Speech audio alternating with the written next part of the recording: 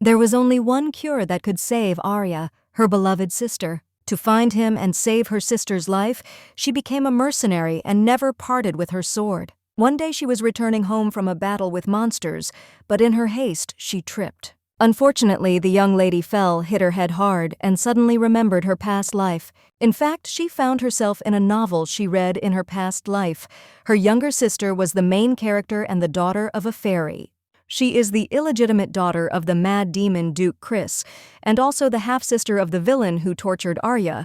She didn't want to get involved with the Duke at all, but suddenly the main character's fatal illness forced her to turn to him. So on the fairy's evening, she went to a man who was far from sympathetic, but he smiled tenderly and said that she should rise. He looked at her intently and said that his daughter should not kneel before anyone, and even the emperor of their country would not dare to force her to bow.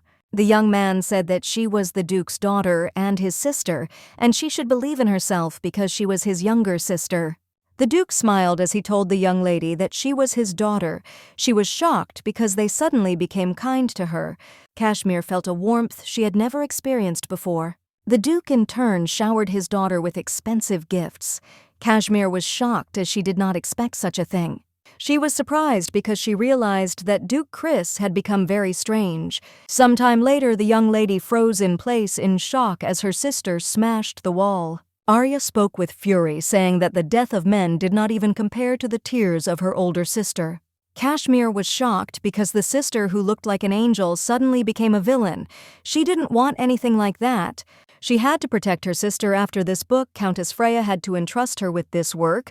Kashmir didn't want to see Arya suffer and endure hardships. Therefore, Kashmir carefully selected candidates to be companions for the young lady. Crown Prince Diego Elias de Helios. Salatin bowed and kissed the girl's hand but said that she had saved his life, and it was her responsibility. Diego Elias de Helios Salatin looked at her intently and asked with a grin if she had forgotten how they spent that night together. Chief of the Imperial Guard liner cartel, Renoa Einhart, looked at her intently and said that he had admired her for a long time. He asked sheepishly if she couldn't at least pay Tolik some attention to him.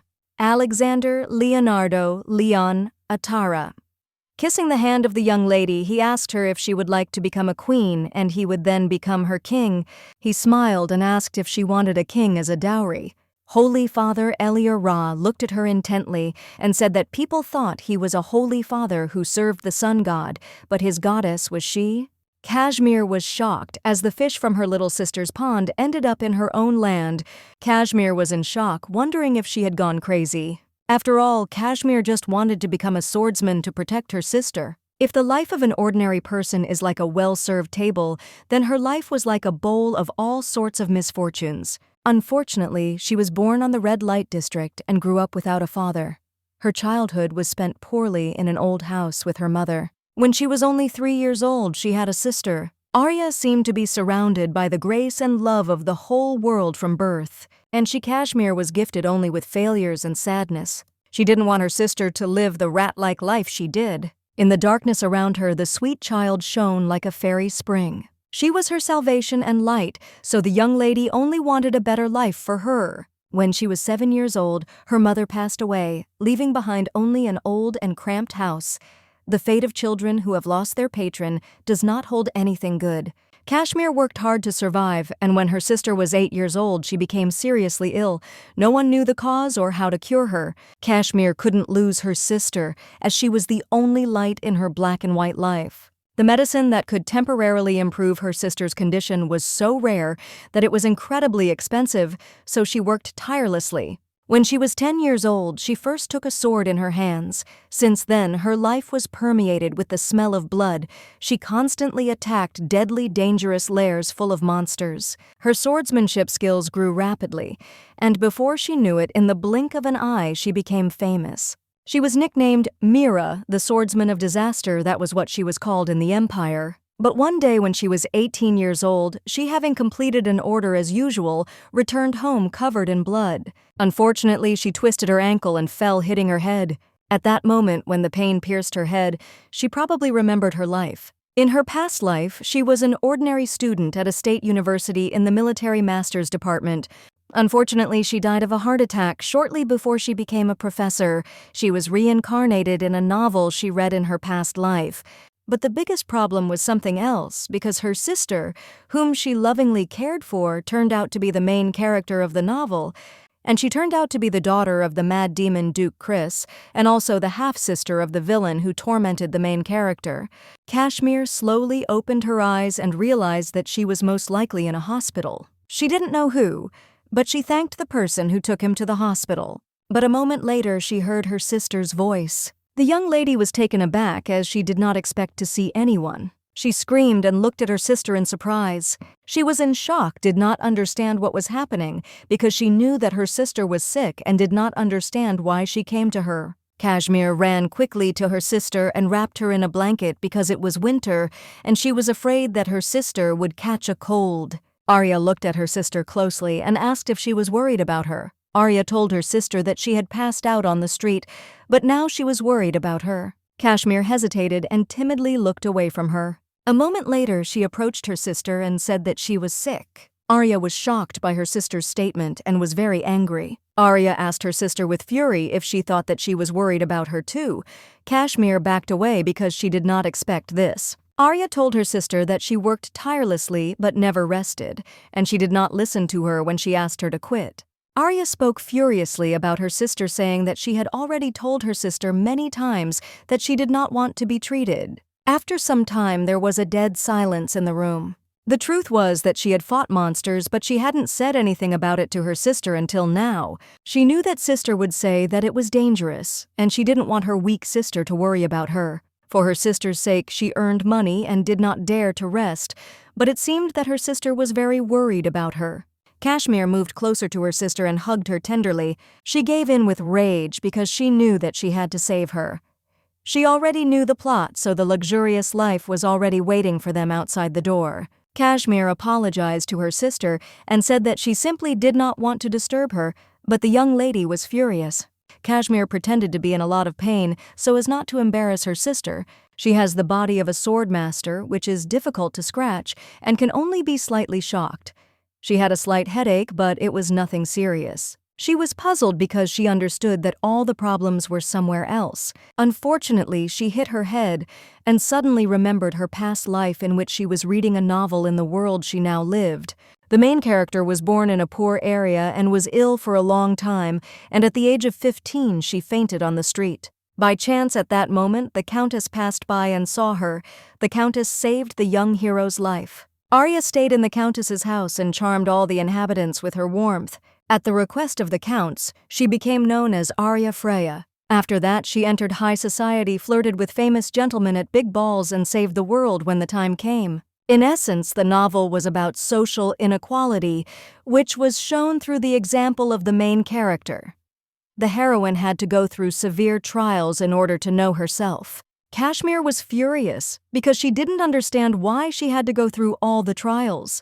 She didn't understand why her sister had to know herself. A moment later, she remembered one detail and, asking for forgiveness, ran away from her sister.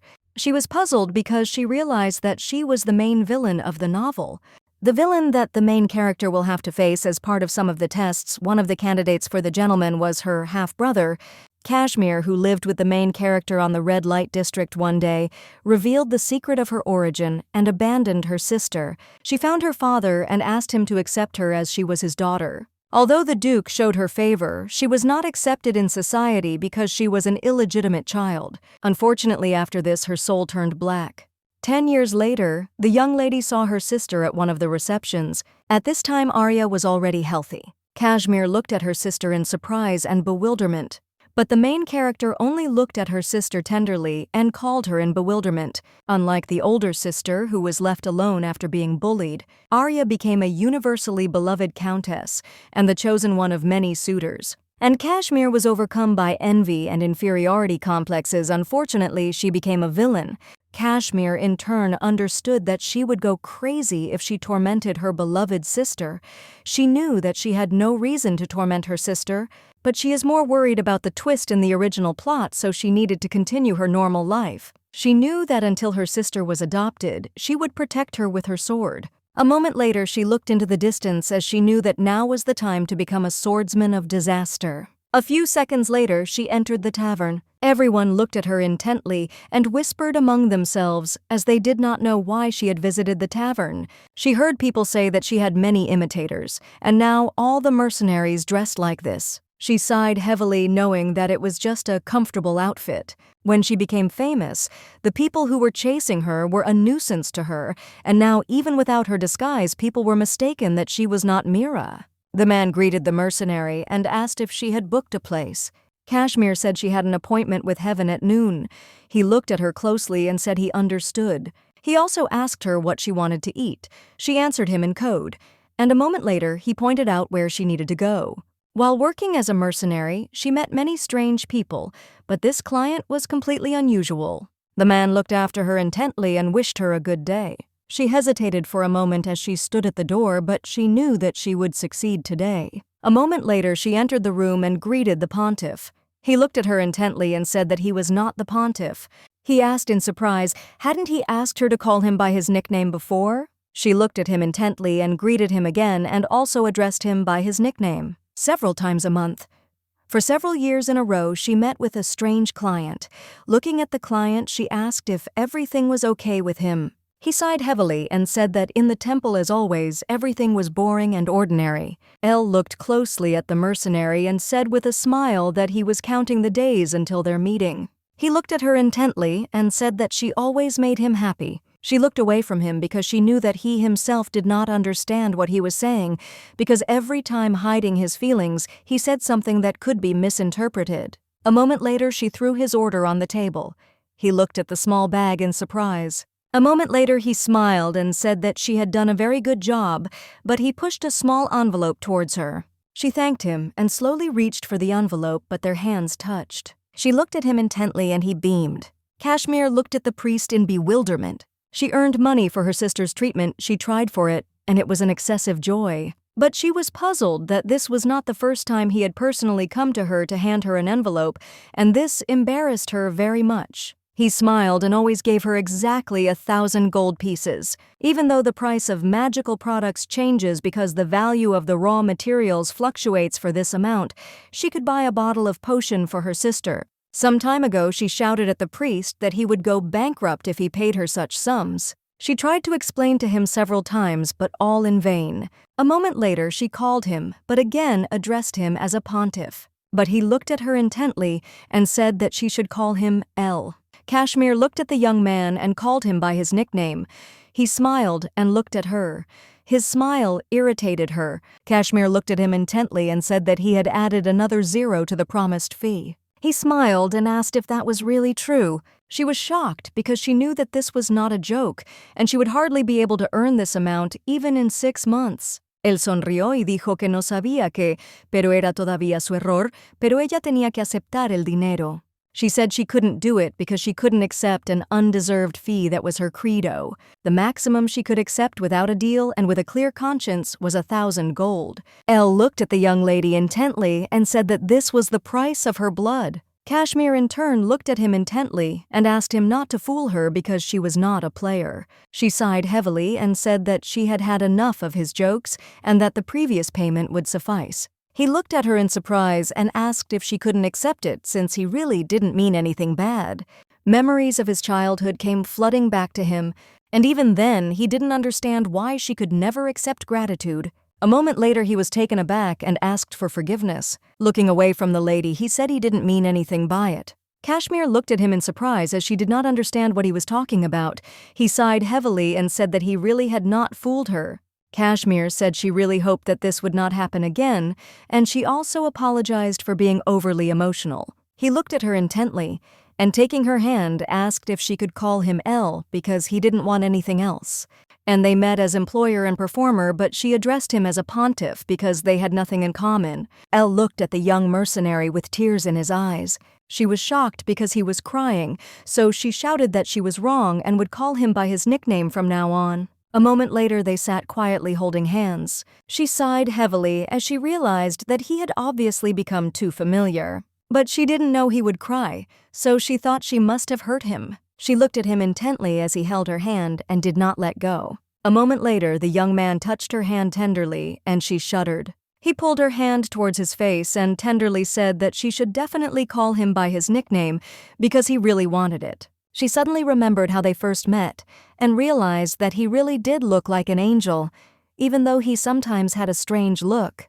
She kept a clear distance from her clients but made an exception for one because, being suspicious, she found out that he was a good, gentle, and affectionate person.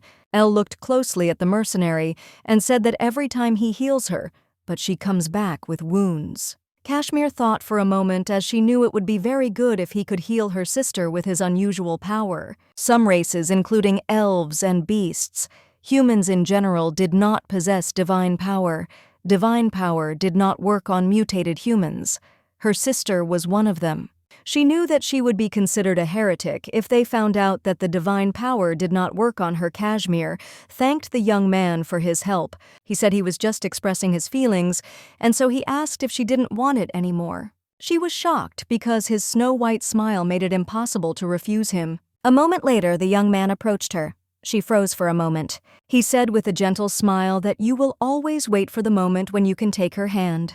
Unfortunately, she knew that she could not meet anyone good among the saints, and she found herself an outsider. A few years ago, a boy was being bullied at the temple, and she saved him.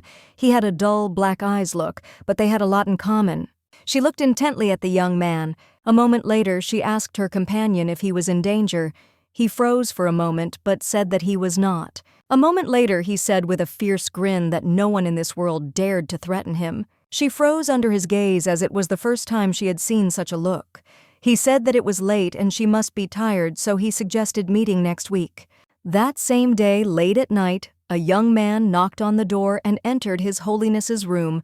After bowing, he asked His Holiness if the meeting with the mercenary had gone well. But a moment later, the young man used his magic on him, and he fell to the ground with a crash. He looked at the young man with cold fury and told him to shut his mouth because he was remembering her. Were there myths about the founding of the empire that had been passed down from generation to generation since ancient times long ago? The silver dragon. Possessing the power of purification, he descended to earth. He cleansed the ruins of the empire which were tainted by magic. The current temple is a place where people inherited the power of the silver dragon. They controlled the divine power, and the most honorable among them was the Holy Father. He always had sky-blue hair, which was passed down from generation to generation.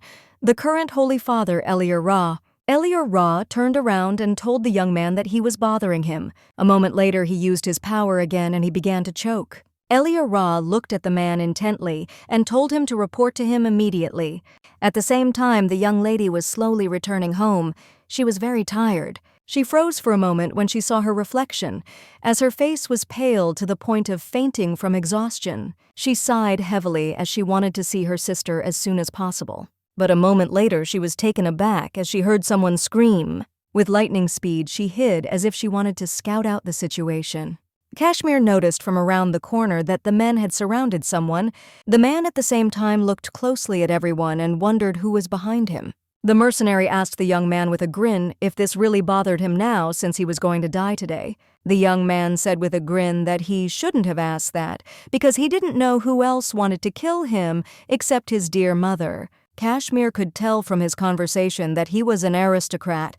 He didn't have any particular energy and he looked like an ordinary person. But she wondered if it was too much money to fight one young man.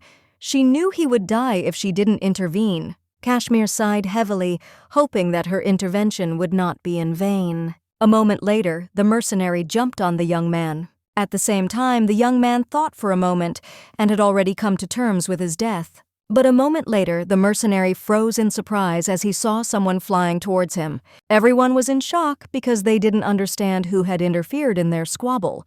She looked at the young man intently as she realized that he did not know the value of human life.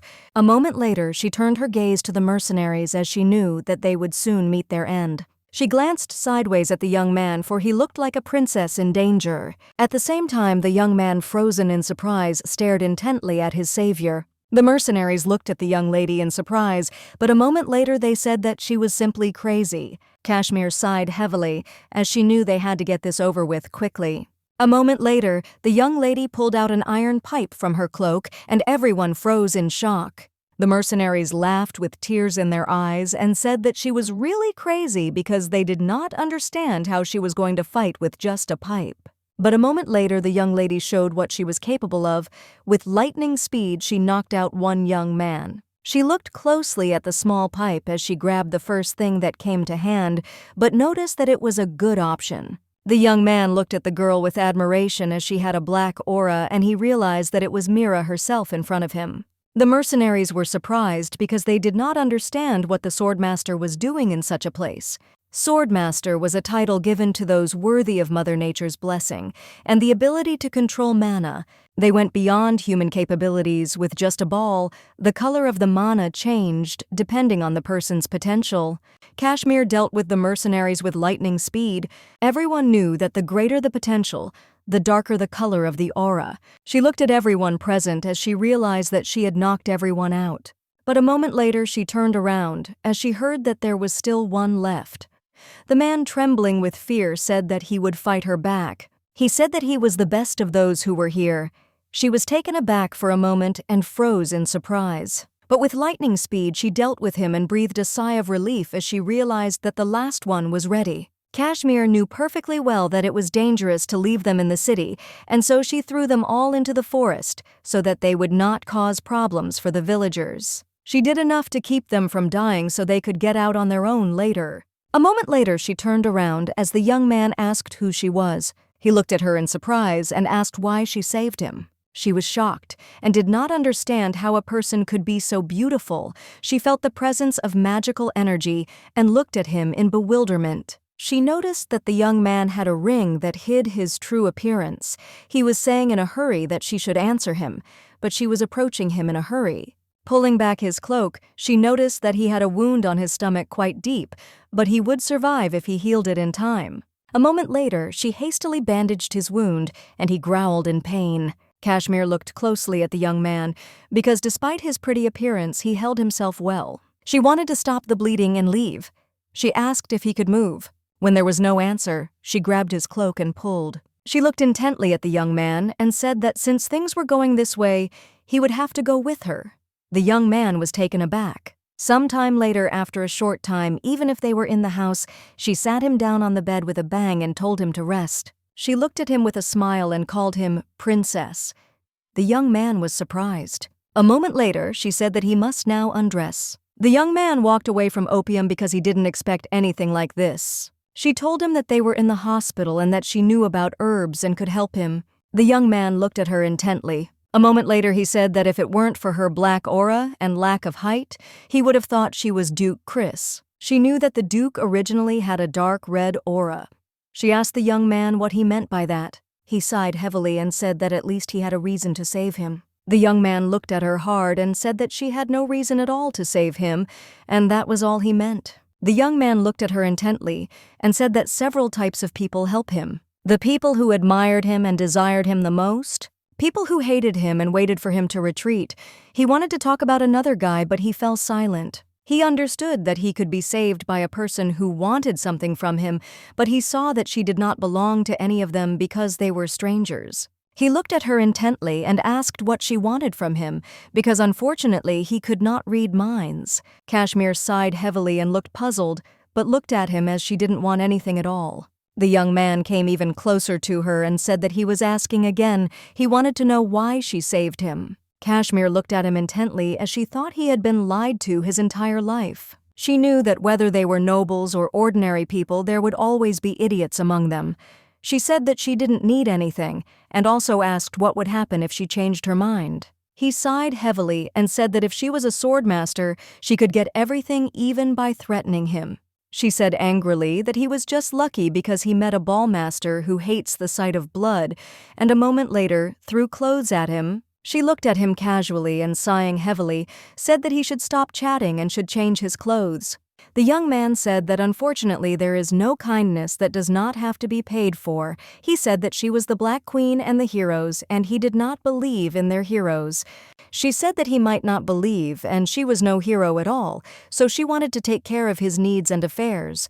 She looked closely at the young man, and dressing him said that he would stay here until he could walk. A moment later, with lightning speed, she had him put to bed. Kashmir quickly sat on the bed and said that he would believe it when he got home safe and sound.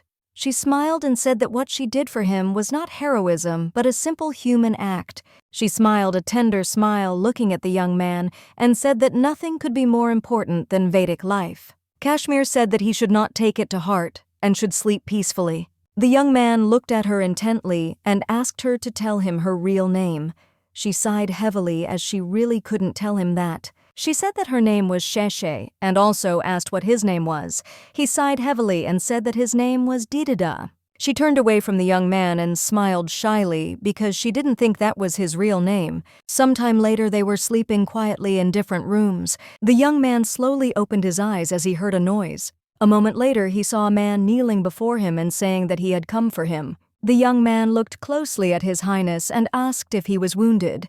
The prince slowly looked away and noticed that the mercenary was sleeping in the chair. He understood that she was uncomfortable. A moment later he entered the room. The young man was shocked and tried to stop the prince. He looked at the prince intently and said that they really had to go as there was chaos in the palace. But the prince still slowly picked up the young lady and carried her to the bed.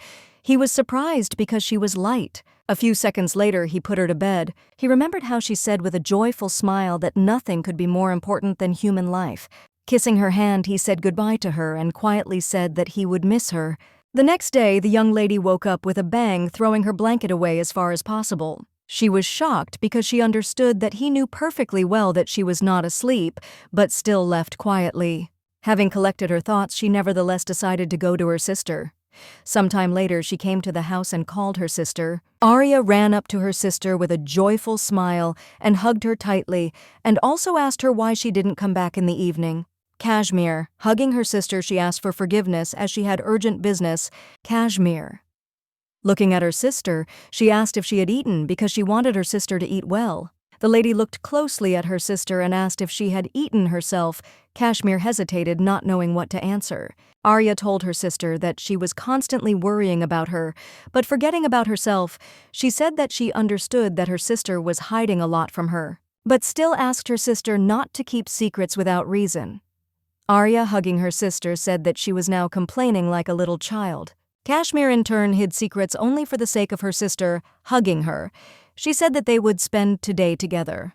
Kashmir asked her sister with a smile if it was time for them to take a walk in the city. A moment later, the young lady said with a joyful smile that she was all for it. Sometime later, they were walking around the city. Arya told her sister that no matter how much she was worried about her, the people on their streets were not monsters. Kashmir smiled and told her sister to keep it behind her back and she would definitely take care of her. The young lady looked at her sister with a happy smile as she was simply doing something childish. Kashmir looked at her sister closely because she knew that if she had known that it would make her so happy, they would have gone out into the city more often. Kashmir knew very well that her sister was waiting for her to return home every time and understood that she was very lonely. She knew she should have been with her sister more often, but she always had an excuse to be absent. It was her sin, and she suffered because of it. She knew that soon her sister would meet their countess, who would cure her, and then she would be happy because that was what was written in the novel. At the same time, the young lady froze in surprise as sister hugged her tightly and tenderly. She smiled and told her sister that she was happy already. After a short walk, they went into a cafe and chose what to eat and drink. Kashmir. Looking at her sister, she noticed that she was very beautiful as she studied the menu, but she realized that her clothes had not changed for 3 years and suspected that she was uncomfortable. Kashmir looked at her sister with a smile, as she understood that she needed to buy a few outfits for her sister before she went to the Countess's castle. She knew that before all her savings went to buying medicine for her sister, but she would soon be cured so she could buy something else. A moment later, the young lady closed the menu with a smile and said that it would only be coffee. Kashmir said she would go and place an order right away, but in turn she knew that her sister had grown up too quickly. Kashmir was puzzled as she was in need of money, and this made Arya worry. Kashmir sighed heavily and looked out the window, knowing that she should fool around with her sister more often. But a moment later, she consoled and looked intently into the distance. She was surprised because she did not understand what kind of scene she was watching. She saw a man forcibly pulling a young lady around the corner. A moment later, the man disappeared from sight along with the woman. Kashmir was burning with anger and fury.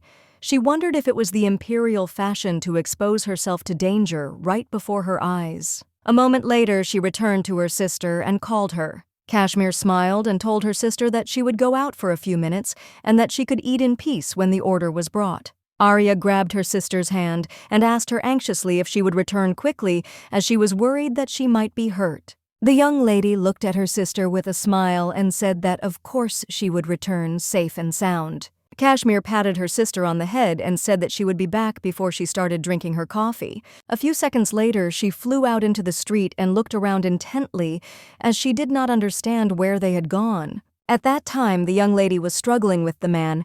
She was furious because she did not understand how he dared to touch her. The man looked at her with a fierce grin while pointing his dagger at her. He said hesitantly with a fierce grin that she was going to die anyway. Kashmir. Standing around the corner, she looked closely at the man as she wondered if there were drunks on every corner. A moment later, she was taken aback as she again found herself holding an iron pipe in her hands.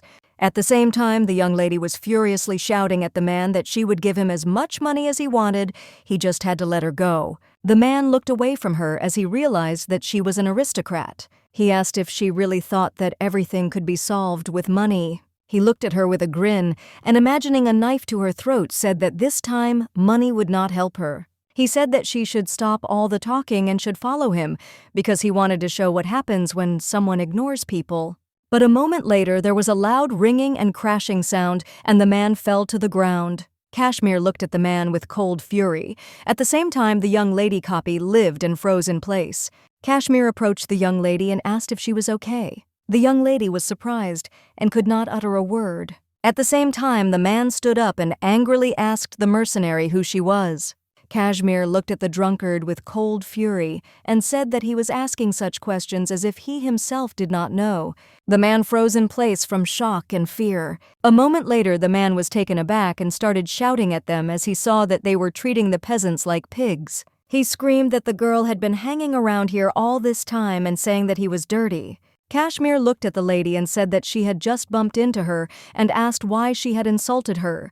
The girl was taken aback and shouted that she had not said that he was dirty. She sighed heavily and said that he was drunk and had hit her shoulder. She asked the mercenary with anger if she would be punished now too. She said that it was he who was mistaken, not her. Kashmir sighed heavily, not knowing how to change her position, but she couldn't lose her pride. The man shouted at the mercenary that the girl didn't even think about apologizing. He shouted that the aristocrats thought they were just garbage dogs, so the mercenary had to teach the girl a lesson.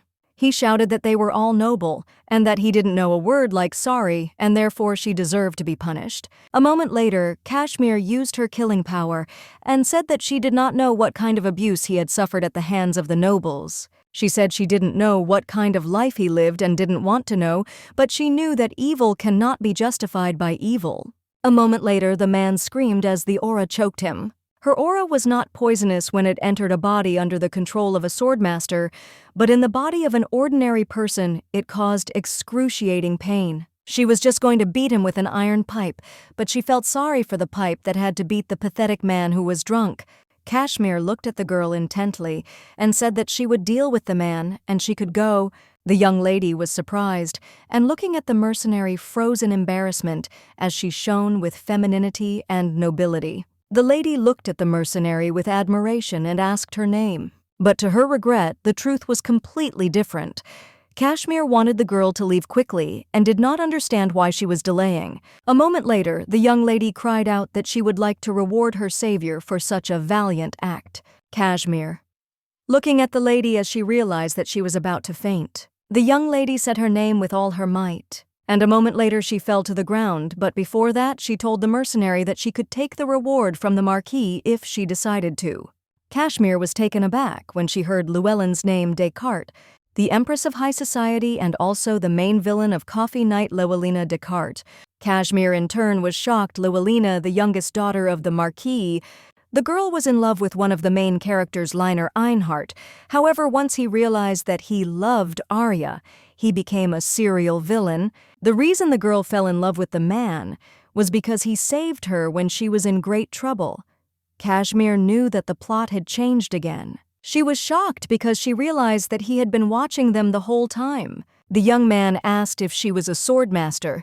She was taken aback and asked what was the matter. He looked at her intently and said that he was impressed with her. Liner Cartel, Renaud Einhart, a talented candidate for the swordmaster of the future, Marquis Fencer. He loved swords, being a knight and the head of the Second Imperial Guard. He looked at her intently and said that if she didn't mind, they could talk. The young man reached out to her unsuccessfully. She was in shock because she realized that she had gotten into an unpleasant situation. Liner Cartel Renaud Einhart, popular cavalier in the novel, and in ordinary times he occupied the position of Silent, his mountain king.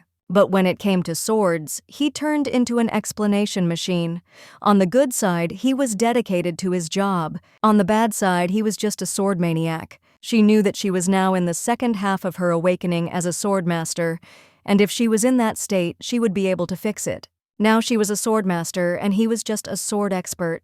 She knew that if she needed to, she could hit him and walk away calmly. Kashmir looked at him intently and asked if something had happened. She sighed heavily and said that as he could see now, she was a little busy. He apologized. But a moment later, he said that he wanted to ask her a few questions as he was passing by and happened to notice her aura. With burning eyes, he asked Mira if she was the Black Catastrophe. She looked at him in surprise as she had not expected such a question, but was still taken aback. She was puzzled because now that she was famous, she was recognized by her aura alone. She understood that on the one hand it was good, but she had many enemies, so people began to track her identity. She hid her face and changed her voice with a ring because her sister's safety depended on her secrecy. She sighed heavily, knowing that she needed to get this over with quickly and leave. She had previously rejected the offer of the Imperial Knights, but the young man had never invited her. She hoped he wasn't offended, so she asked him if he would believe her if she said they weren't that person. He said flatly that he wouldn't believe it. She was furious because she knew that he was already convinced that she was Mira. She said that it was considered impolite to ask something like that without introducing yourself. The young man was taken aback. A moment later, he bowed and introduced himself. She sighed heavily and said that if he was the commander of the knights, then they could be entrusted to him, but her aura was harmful to a lady in a faint. While pulling the man back, she told him that he should be more careful with the attacker and gentler with the victim. The lady knew that because of her interference, their meeting was ruined. She knew she had to stick to the original. He sighed heavily and said he understood her. A moment later, the young man said that now she should introduce herself. She said that her name was Shishi. Liner looked at her closely and said that it was not true because she had a black aura, although there are enough people with a dark aura. Mira, Black Disaster, is the only one who has it completely black. A moment later, she sighed heavily and said that it was true, and she is a mercenary. She turned around and asked him if he felt better after hearing this. The young man beamed with joy and said that he really sincerely wanted to know her real name. He asked us if she was calling him. She was shocked because she knew that he was cold-blooded and a knight, but now he smiled at her with a radiant smile. Kashmir wondered if he was interested in her and not in the art of fencing. She knew that it was very strange. She looked closely at the young man as she was curious about something about him. It seemed to her that he was already thinking about her personality, but she understood that this simply could not be. Turning around, she asked how he was going to use this information. She also wanted to know if he had been given the task of finding out about Mira. He froze for a moment as he did not expect such a question. He looked at her intently and said that he was not interested in the Black Catastrophe but in her. She looked at him in surprise because she did not understand why he suddenly had such a face. Looking away from the young man, she asked why he was suddenly interested in her. She knew that this was not the reaction she expected. He looked at her intently and threateningly told her to answer his question while he called her true name. She was burning with rage and anger because she did not know who he was.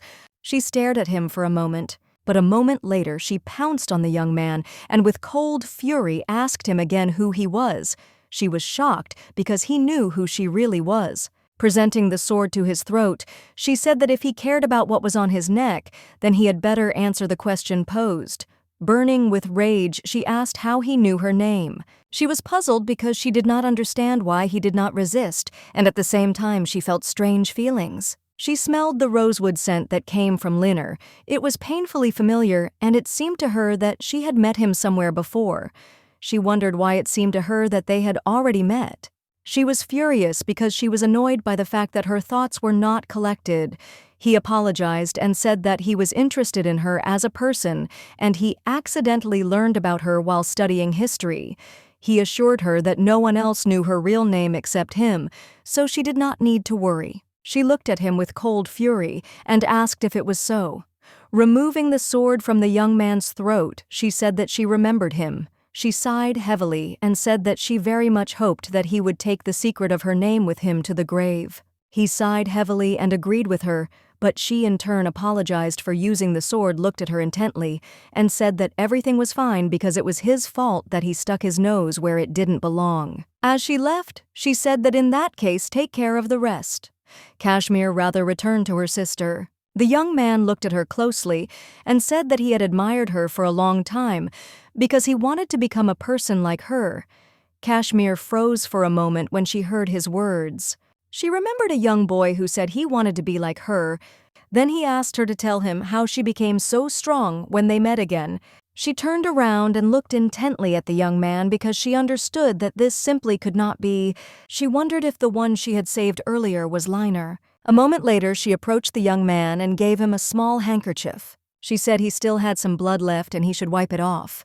Kashmir looked at the young man in surprise, as she did not understand why he was looking at her so intently. She was puzzled because she did not understand why he had said then that he wanted to be like her. Even if she tried to explain it, only one hypothesis came to mind. She could not say exactly what they were similar to, but they repeated each other's words. Kashmir looked intently at the young man and said that she very much hoped that he would become better than her. Last time she told the boy with a smile that she hoped he would become better than her. He looked at her intently but said nothing. After saving the young lady and meeting the young knight, a whole week passed, 4 of which she spent exploring Freya's palace. Kashmir was curious if there were any distortions or dark moments that weren't described in the novel, so she visited the Information Bureau to dig around. Their deeds and reputations matched the novel. She knew that her sister and the Countess would meet in less than a week, on a snowy day the day after the Snow Festival began, when the main character was going to the Countess. Snow Festival, a grand festival marking the imperial winter. A ball was held in the imperial palace to mark the end of the year, and colorful street vendors came out on the streets for the common people. The story began when the Countess was returning home after the Snow Festival and accidentally found a young lady who fainted right on the street. But unlike the original, she became a sellsword, and Arya regularly drank healing potions, so she was not even sure that her sister would faint that day. She understood that everything had to go as it did in the original, but she didn't want her sister to put herself in danger. She understood that even if she changed the details in the main thing, she would have to stick to the real story. She had a perfect plan, but she knew that when her sister stabilized and settled in the Countess's castle, she would be left alone. She was puzzled because she understood that she was acting selfishly now because she needed to be happy. She wanted to let her go for the sake of her sister's happiness. She understood that her sister should be happy, so she wanted her sister to meet many good people, good parents, and live in a place where people like her were not even visible. In this ideal story, she should not interfere with the life of history. After she accepted the title of Countess the Mercenary with many enemies, will only be an obstacle for the young Countess. She understood that all she could do was watch her sister from afar and help her from afar if she found herself in danger. She sighed heavily, knowing that this was enough for her. A moment later, she looked into the distance as she realized that her break was over and it was time for her to get to work. She thought for a moment, as she had once wanted to try working in a team. It cannot be said that she always worked alone because taming animals was a very difficult task, so it happened that she had to team up with colleagues, but that was a long time ago. Sometime later, Kashmir approached the stand where various tasks were hanging. At the same time, the men were wondering who she really was. She looked closely at the ads because she was looking for the one that would suit her. Rouge Village, Duke. Chris's territory, located on the outskirts of the northern part of the country, was constantly plagued by beasts. Kashmir heard that this village was constantly suffering from disasters and food shortages because it was impossible to farm there due to its proximity to the snow belt. Looking at the ad, she saw a decent amount of reward, but considering the difficulty of taming winter beasts, it was not enough. She understood that if this were in the world of the labor exchange, such a job would immediately attract complaints. She knew that only the best mercenaries would be able to apply if they responded quickly. She wondered if they simply didn't want to solve the problem, or if this proposal was written by someone who didn't know how the mercenary market worked. Of all the mercenaries, she knew that only the poor would agree to such terribly difficult, low-paying tasks. A moment later, a poor mercenary, applied for this task. The man said that he understood everything, and in that case he would send a telegram, but she needed to leave right now. She was surprised. He said that today is the last day to submit. Besides, the other participants who are participating in this task are leaving soon. He said that the Duke takes his territory very seriously, and several times the support teams sent to the village have been wiped out by beast attacks, so now the support team is entirely composed of knights of noble birth and with experience in capturing beasts. She sighed heavily. She knew that the Duke was her father. The man said that since there were mercenaries who participated in capturing the beasts that the village ordered, they would definitely take her along.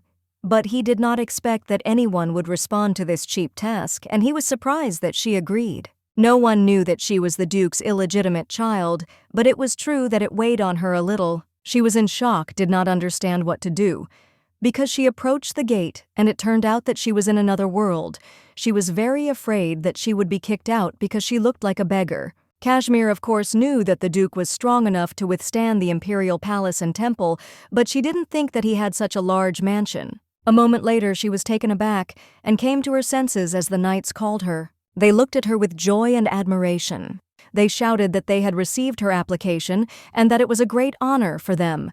The lady looked at them in bewilderment as she did not understand what was happening. They said that she could not even imagine how grateful they were that she had agreed to help in taming the animals. The knight said with a happy smile that he really wanted to meet her. Kashmir smiled and said that they were working hard, but in turn she found it strange, since knights usually hated mercenaries. She felt out of place as she knew that the knights who had received their titles after long training for the sake of honor had previously despised the mercenaries who wielded the sword for money. She looked at them intently and asked in bewilderment where they were heading now. The young men, taken aback, asked if they hadn't told her. The young man smiled and said that they were taking her to the reception room as the Duke wanted to meet her personally. Sometime later, the young lady sat quietly in the waiting room, trembling as she looked at a small cup. She was in shock because she didn't understand how it all came to this. She understood that a small cup was terribly expensive. She was afraid to even scratch it, so she put it down, trembling. Kashmir glanced sideways at the butler. He in turn looked at her with a smile. She looked at him in surprise and asked why the Duke wanted to meet her. He smiled and said that he was just following orders, so he himself didn't know anything. He smiled and said that she was a sword master like the Duke, so he thought he was just curious.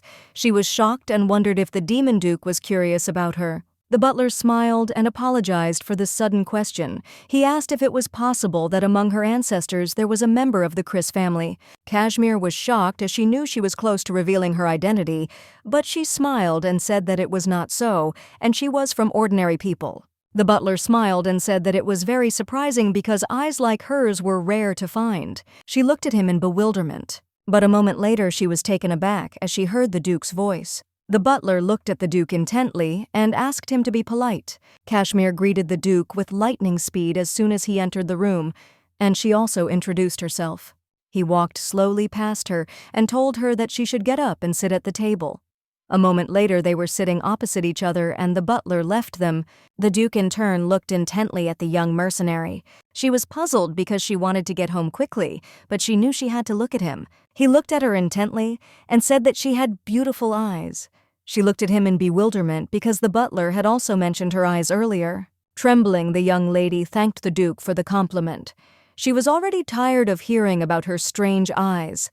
She wondered if it was sarcasm or if they were really beautiful. The Duke said that he did not call her for anything unpleasant, so she could relax. She looked at him in surprise and wondered if the rumors about the Duke were exaggerated. He looked at her intently and said that she was here, so he needed to ask her something after a few minutes. He asked why she applied for this task. She looked at him in surprise. He asked her if perhaps she did not know how difficult it was to suppress the attacks of beasts. He noticed that the payment was not very generous. Kashmir was surprised since he understood that the task was not very good, but she saw that his gaze was sincerely inquisitive. He said that he was interested in her because she had agreed to help the village for almost nothing. She was shocked because he knew her, but she was not interested in him because he was her father. He sighed heavily and said that he was not testing her with this question. The Duke looked at the young lady intently and asked why she was creating problems for herself. Kashmir froze in place and was taken aback by this question. Kashmir sighed heavily and said that she didn't know herself. He looked at her in bewilderment. All this time the young lady worked hard, became stronger, and when she did, she saw how many weak people there were around. She was very surprised by this fact, but she could not do anything. She saw towns where mercenaries were hired every year to help them survive the winter safely. Kashmir had seen villages where they couldn't afford mercenaries and were constantly cleaning up the bodies of the dead.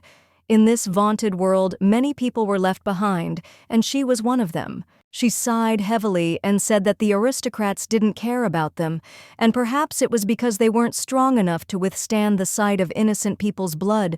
She was responsible for that strength. A moment later she promised and asked for forgiveness as she said she was talking nonsense. The Duke looked at her sharply and said that she was not. Kashmir looked at him intently and gave in to questions about whether all of this was sarcasm. Kashmir sat quietly in her place as she was embarrassed and afraid that she might have crossed the line by blurting out too much. A moment later the butler knocked on the room and, asking forgiveness for interrupting the conversation, informed the Duke that the knights were ready to leave. Kashmir looked at the Duke with a joyful smile and said that it was time for her to join them.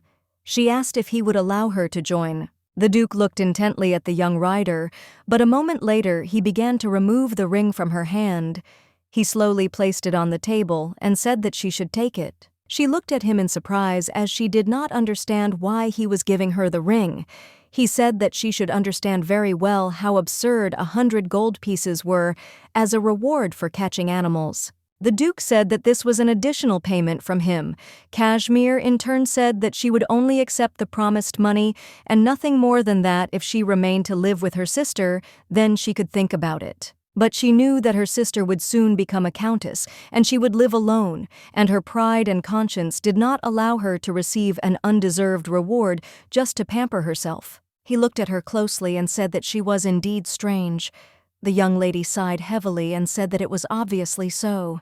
He looked at her intently and said that there were many people in this world who were unaware of obvious things. A moment later, he said that she could leave as they had to leave soon.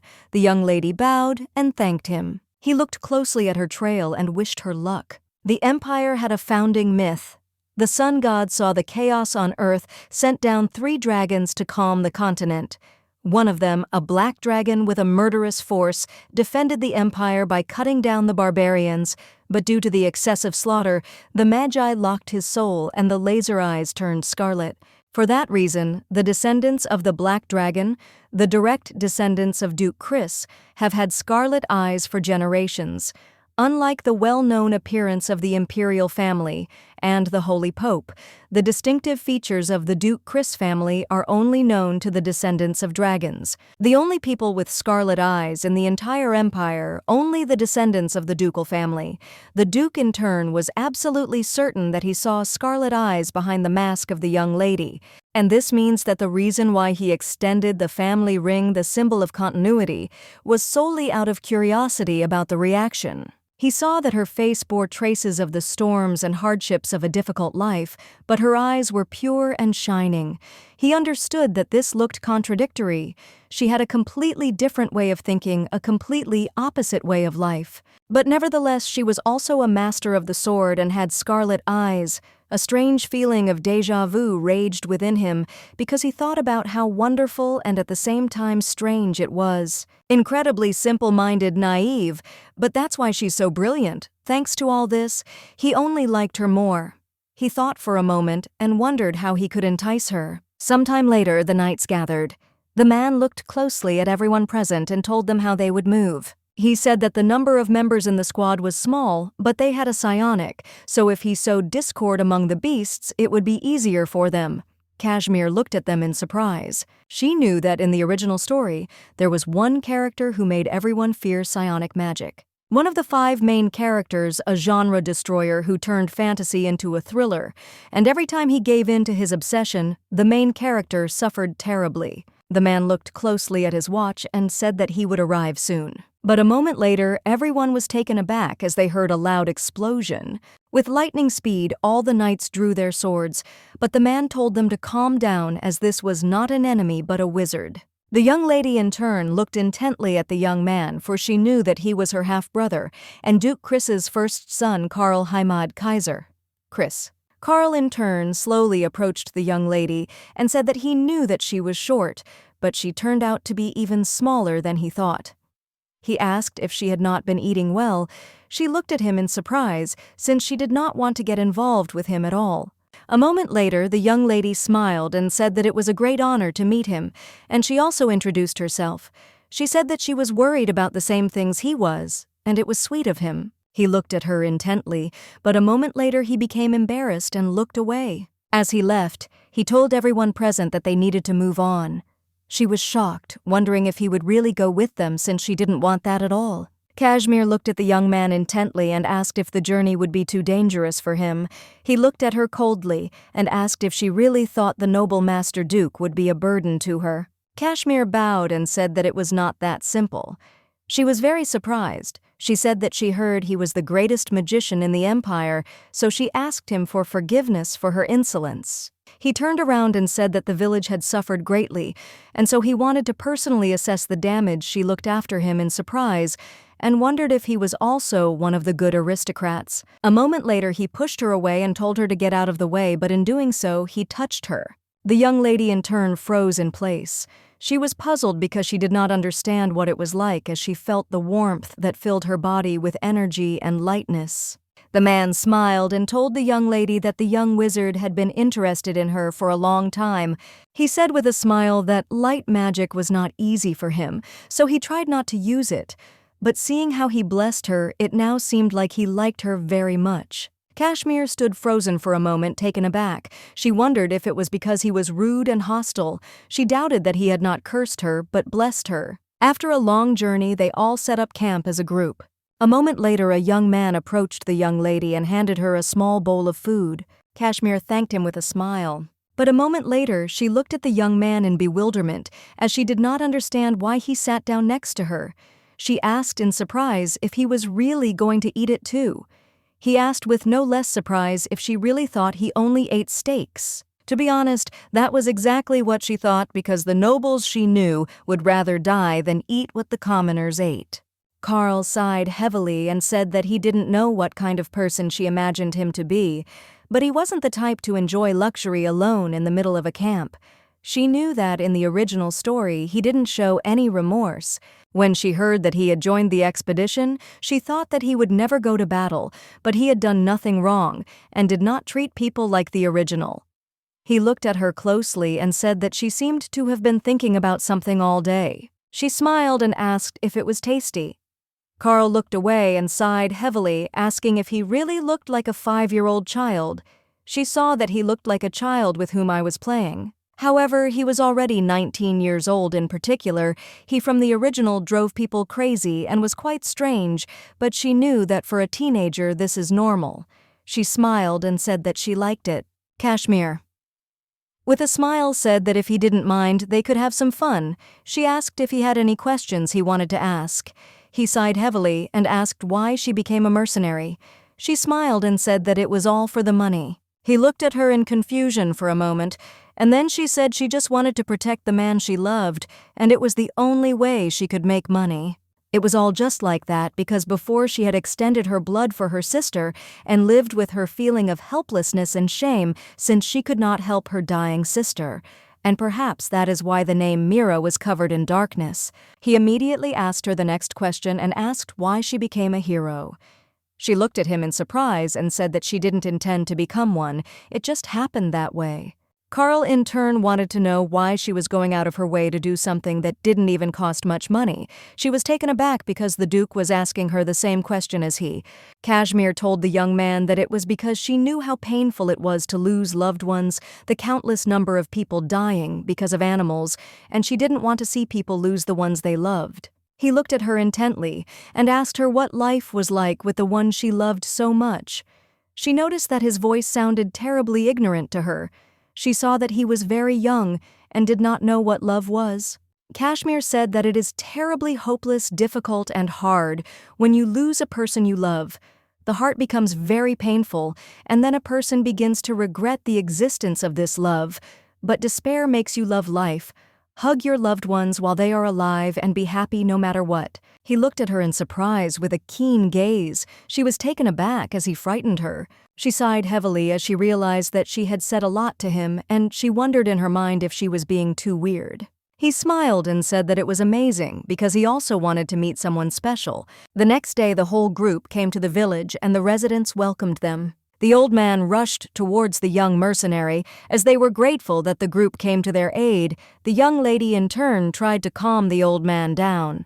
She looked closely at the knights as she realized that this was the first time they had seen such a sight, and there was no invasion of demonic beasts in the capital, and for the guys, this was the history of a distant country. A moment later, the young lady looked at the old man closely and introduced herself. She said that she had come with a team of tamers on a mission. After a few seconds, she showed her golden shield. The old man looked at her intently and shook her hand, saying that they were very grateful that the knights had come, as they thought that everyone would die helplessly this winter, but they were glad that the master was here in the village. She smiled tenderly at the old man and said that now they could sleep peacefully because no one else would die. But for an old man who had lived his whole life in the village, the land there was barren and hard and only small animals attacked them. For this reason, up until now, the villagers had somehow been able to survive. But this winter something strange happened. The monsters rushed at the people with cold fury, as if maddened by blood. It seemed to the people that the monsters had gone mad. Everyone was shocked because they didn't expect to hear anything like this. The old man, bursting into tears, continued his story. He sighed heavily and said that a week ago, 3 brothers invaded the village and attacked the villagers. Most of the youth were either killed or seriously injured. The young lady in turn was taken aback by shock. Devera. These are very rare animals endowed with magic. The corpses of dogs that have become undead. They are huge and very aggressive, but the number of individuals is small. She was shocked because she understood that this was simply the atrocity of the magical undead. Sometime after the story, she gathered all the people and pointed them to a safe place. She looked intently into the distance as she understood that the war that was written about in the original was already approaching. The young lady slowly approached the commander and asked where the gentleman was now. A moment later, she entered the house and looked at the gentleman in surprise. Carl sighed heavily and said that he didn't know things were that bad. He knew there could be beasts here that were capable of destroying humanity, but he couldn't imagine it. She looked at him in surprise because she did not understand how he, who had lived his whole life only under the sun in the great empire, could know about the existence of shadows. She knelt before him and said that it was not his mistake, because he was still young and had the right not to know something. Kashmir, in turn, was proud that he did not turn a blind eye to this, although he could have done so. She smiled tenderly at him and said that no one blamed him. He sighed heavily and said that if he had known about this situation a little earlier, everything could have been different. She said that doubts are poison, meaningless experiences slowly kill, and what matters is what a person will be like in the future. She smiled and said that ignorance is a sin ignorance. She asked him from now on to do everything he could. Kashmir looked at the young man with a gentle smile and said that this would be enough. He looked at her intently and asked if she really thought so. She smiled and said that she did. He came closer to her and took her hand. She thought he was already grown up, but it seemed he was actually still very young. Sometime later, the young lady sat quietly on the street as a light snow flew past her. A few minutes later, she turned around as a young man approached her and offered her a drink. He looked at her closely and asked if it was okay that she was on guard. Kashmir thanked him for the drink and also said that the swordmaster would not die simply because he did not get enough sleep and that she would be more useful if she simply kept watch. Carl was unhappy with this statement. He saw that there were a lot of people in the camp, but he did not understand what they were all doing. He sighed heavily and said that he was afraid of the clash with monsters tomorrow. She was shocked as she did not expect to hear something like that from him. He sighed heavily and, looking at the sky, asked her if she was afraid to collide with them. She looked into the distance with a sad smile and said that she was still scared. Memories suddenly came flooding back to her, and unfortunately not very pleasant ones, because of such a skirmish, she lost a dear person. Looking into the distance, the young lady said that there was something she feared more than her own death. She smiled and said that of course she was scared, but if it bothered him, then he could say that he was sick and leave. She smiled and said that she was strong and could handle it well herself, so he didn't have to worry. She would finish everything neatly and come back, and he could rest for now. He looked at her intently, and in a rude manner said that this was very funny advice. Kashmir looked at him in bewilderment. He smiled and said that he was better now, and it was thanks to her. Kashmir looked at him intently and asked if he was really feeling better. He said with a smile that he was, because he was no longer afraid because he would be next to her, and she was very strong and could protect him. The next day, they had an encounter with monsters. Carl furiously attacked every monster that came his way. He spared no one, and using his strength, he easily dealt with monsters. The young lady, in turn, also immediately with the help of her weapon, she dealt with the monsters with lightning speed. Kashmir looked closely at the young man and asked if he was okay. He looked away and said that he was fine. She smiled and said that thanks to his magic, they were able to handle it quickly and it was just amazing. He looked away sheepishly and said that she shouldn't flatter him. Kashmir. Looking at the young man, she said that he should rest. He sighed and said that if she did not rest, then he would not either. The young lady was puzzled as she knew he was very stubborn. A moment later, she was taken aback as she heard something in the distance. Carl looked at her in surprise as he saw that she was wary. She was shocked because she realized that they were coming. Carl, with his lightning speed, ran up to the young mercenary and asked if everything was okay. It seemed to her that the blood ties really connected them strongly. It had only been a few days since they knew each other, but she didn't want to lose him. Kashmir looked at her brother and asked him to make sure he survived. He looked at her in confusion as he did not understand what it was saying. A moment later, she scooped him up in her arms and shouted at everyone else to get ready as a horde of monsters was coming towards them. Kashmir ran hurriedly towards the camp, with the young master on her shoulders. The knights looked at her in surprise and asked if something had happened. She shouted to them that a horde was coming towards them, and they needed to run immediately because there were at least 40 of them. They were fast and huge, so they needed to use teleportation immediately. She looked closely at everyone present and asked how many people would teleport at once. She was told about 6 people at a time. Carl sighed heavily, and looking at the young mercenary said that she must first explain where the horde was. Kashmir looked at everyone closely and said that they should listen to the ground and they would hear the tramp. The young knight slowly accepted and bowed to the ground. A moment later, he was taken aback as he clearly heard a hum. She was shocked and did not understand why hordes of animals that usually did not leave their habitats were moving straight towards them. Kashmir saw that they had only 14 people and there would be 2 left. Kashmir looked at the young master intently and asked if he could perform teleportation. He said that he could create a teleportation for 10 people. She was puzzled because she did not understand what to do because one person should remain. The young gentleman looked at her intently and said that he would stay here with her. She was taken aback, as were all the other knights. The knight cried out that he could not do it, and the young lady in turn cried out that he must return immediately. She was furious because she knew there was no other way. She knew there should be no more victims. A moment later, she remembered the small artifact that El had once given her. She knew that when she returned, she would have to thank him. A moment later, she walked up to the young master and handed him the artifact, and also said a key phrase. She said that he should just think of the place he wanted to go to and should remember the key phrase. A few minutes later, she directed her aura at him. He was taken aback because he did not understand what was happening to him. She told the knights to take the young master with them. Charles was furious. He shouted at them to let him go immediately if they did not want to die for the attempted murder of a nobleman. She looked at him intently and said that he shouldn't argue since he had to come back alive. Looking at all the knights, she said that they had to activate the magic circle within a few minutes. The commander looked closely at the mercenary and asked where she was going. Kashmir, looking at the man, said that she would buy them time, but for now they should go to the village and ask for help. She also said that they should take care of the master. If he was injured, everyone would be severely punished. At the same time, the young master was raging, as he did not want to go anywhere.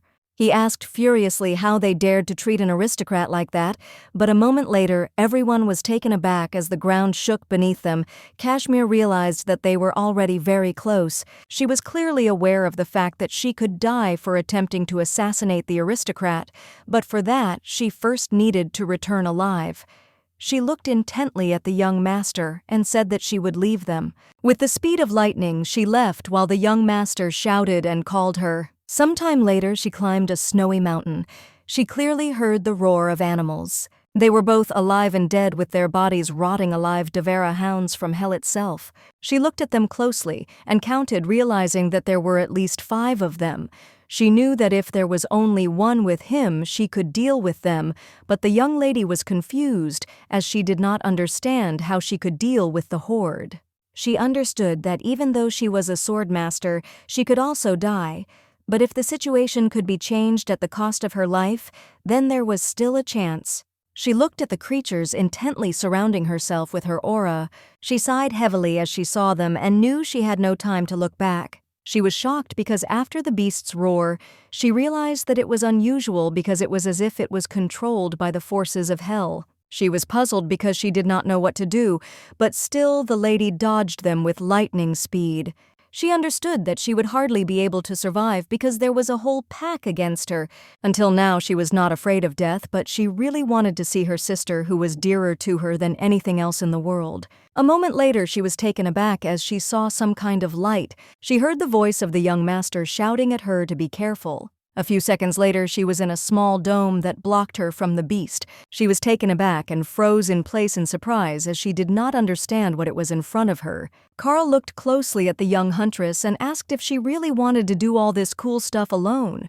Kashmir looked at the young gentleman intently as she understood that he was simply crazy. She was in shock and asked the gentleman where he came from, and at the same time shouted for him to come back immediately because she intended to cope on her own. Carl sighed heavily and said that she had better worry about herself. She looked at him in surprise, still not understanding what he was talking about. He asked angrily if she really couldn't handle these monsters. She noticed that he was using magic. A moment later, they noticed that the beasts were attacking the dome again. Kashmir told the young master to listen carefully, as the beasts were already being manipulated by someone, so mind control was impossible. Kashmir said that to get rid of it, you need to use fire magic, but the surest way to get rid of them is to make a large wound and put smoldering coals in it to burn the heart. She looked at the young master intently and told him her plan. He said that he could do everything. As she was leaving, she asked him if he had the artifact she had given him earlier. He said that he had the artifact. Kashmir smiled and said that in that case he should promise to leave this place immediately if she was seriously injured. He was shocked and screamed that he couldn't do it. She screamed furiously that he shouldn't be stubborn because if he refused now, she would knock him out and send him away by force. She hoped that he would survive. Oh, she looked at him closely and said that he must promise her that it wasn't because she hated death or because he was the Duke's heir. It was because they were of the same blood, and she hoped he would definitely survive. He sighed heavily and said that he promised her. The young lady stood quietly for a while, concentrating on her strength. But a moment later, the dome collapsed and she rushed into battle. With lightning speed, she gave the command to the young master. Following her command, he used fire magic. The beasts growled wildly as he directed fire magic at them. After this, the young lady rushed towards the creatures with lightning speed as she wanted to finish them off. A moment later, she turned around as the young gentleman shouted that there was a creature behind her. She was taken aback as the beast bit her hand. But she didn't lose her head and dealt with him with lightning speed. She was puzzled because she understood that there was no end to this. Kashmir called out to the young master and asked if he could hold off the creature and buy them some time. A moment later, she concentrated and used the method that was created for Togo to fight multiple enemies at once. Kashmir Case to apply the most destructive technique, she quickly used Black Tornado on her enemies. With her power, she was able to quickly deal with all the goods she noticed that what controlled them had disappeared. She slowly walked closer to the young gentleman and asked if he was okay. Carl sighed heavily and said that he was okay because they were alive. Carl, puzzled, said that he could not even imagine that he would survive the battle, not for life, but for death. Kashmir looked intently at the young master and asked if he could go. She slowly approached him and sat down next to him. Carl sighed heavily and said that unfortunately he could not go. She looked at him intently and said that he should rest and she would help him. He looked at her in surprise and asked if her left arm was injured. Kashmir smiled a gentle smile and said that she could carry it with her other hand. Carl smiled and said that in that case he would be glad. He said with a smile that after that they became friends. A moment later he fell on her as he no longer had the strength. They sat quietly under the oak tree for a while. She smiled because she hoped that he would have a good dream. Boring life gray days, his life was repetitive and monotonous. But he had one entertainment: torture, blood, suffering. The mental pain passed down from generation to generation only increased his boredom, and eventually he was put on probation. Sometime later he sat quietly on the training grounds while the knights were having fun around him. He looked at them in surprise as he heard a noise. Carl slowly approached them and asked what they were looking at. So intently, the young people were taken aback, as they did not expect to interest the gentleman with their dialogue. He looked at them intently and said that they should answer what they were looking at, so intently. The young knight said that they were watching the video recording of Mira's battle with the help of a magical device. The young gentleman looked at the knights in surprise, as he did not understand who they were talking about. The knight said with an admiring smile that she was magnificent, and that these videos were very valuable because his father had obtained them with great difficulty. He had given them to him to watch, and later he should return everything back. A moment later, the young gentleman picked up a small stone and said that he would take it to look at it. The young knight was in shock, as he knew that he had to give the stone to his father, but unfortunately he could not say anything to the young master. Carl froze in surprise when he saw the recording of the battle. The Duke looked closely at his son and said that he had been frequently interested in the mercenary lately. The Duke told his son that if he wanted to find out who the girl really was, they could do so. Carl sighed heavily and said he thought they shouldn't do that. He was just curious about what kind of person she was and how she lived. He didn't want to forcibly find out what she was trying to hide, but after that day, his everyday life remained the same. But life began to return to normal. The only thing that changed was that he became interested in the mercenary. Several years passed, and the butler informed the young master that he had received a letter from the Duke. Carl looked at the man in surprise and asked if something urgent had happened in the family. Carl read the letter and was taken aback, as he did not expect anything like this at all. With lightning speed, he stood up and told the butler to immediately prepare the teleportation device. He read that the mercenary would be participating in the battle with the monsters that were threatening the village. He knew that if he hurried, he would be able to join in. He wanted to meet her right away because he had been interested in her for a long time, but he was afraid that she might not be as special as he thought, but he knew that he had to accept his fear in order to overcome it, and the only way to solve this problem was to check everything out in person. After teleportation, he immediately saw the mercenary. Looking straight into her eyes, he immediately recognized her, and then he decided that he could not let her go. Sometime later, the young master woke up and saw a small note from the young mercenary. She wrote that she had left him, and the remains of the monsters in the forest seemed quite intact, so she did not demand a fee. She wrote that when he woke up he should take a bath because he smelled like rotting corpses. A moment later, the young master called out to the commander in anger. Burning with anger, he told the commander to find the mercenary, and he didn't care what price he had to pay for it. But if he couldn't do it, he had to die because the young master really wanted to know who she really was. At the same time, the young lady slowly returned to the small house. But when she entered the house, she was taken aback for a moment because she felt that someone was in the house. After a few seconds, she put her sword down and held it to the unknown visitor's throat. She looked at the man with fury and asked who he was. The young man in turn looked intently at the young mercenary. She looked at him in surprise as she did not expect to see him. A moment later, the young man helped her with her wounds. He also told her that she should move carefully because the painkillers added to the feeling of fatigue. Kashmir looked at her comrade and thanked him for the treatment. Kashmir looked at him and asked why he was in the hut. Didi smiled and asked if a reason was needed. He said with a playful smile that it was just his feet that brought him to the hut. She looked at him in bewilderment and asked if he was really a sparrow and this hut was a mill. He smiled and told her that she had told him herself earlier that you don't need a reason to save someone. Kashmir looked at him in surprise, as she didn't expect to hear something like that. He looked at her with a joyful smile and said that a person is simply drawn to a person for no particular reason. She looked at him in bewilderment, but a moment later said that they could forget about it. He smiled, and looking at his companion asked if she really didn't want to know who he really was. She sighed heavily and said that he wouldn't tell her that information anyway. Didi smiled and said that if she asked, he could still think about whether to answer or not. Kashmir looked away from him and, sighing heavily, said that it was still clear that he was of noble birth, but she, as he saw, was of peasant origin. She sighed heavily and said that if she had known that he was an aristocrat, she would not have been able to behave like that with him, because she understood that a commoner cannot sit freely in front of an aristocrat, so if she found out who he was, she would have to observe etiquette and not cross the line. She came closer to him and gently brushed his hair away from his face. The young man was taken aback, as he had not expected such a thing. Kashmir looked at him with a gentle smile and said that for this reason it was better that she remained in ignorance. She also told him that they could both not be interested in each other's personalities. She said with a smile that he should remain the same, because then she could see him as he was. A moment later, the young man was taken aback and touched her hand tenderly. He looked away from her embarrassed and said that she had a talent for making people feel strange.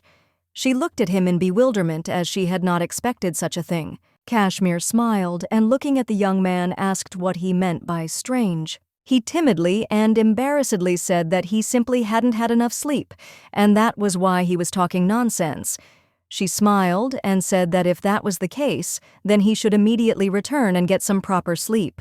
But a moment later, she looked out the window and realized that, unfortunately, he would not be able to do this as there was a severe snowstorm outside.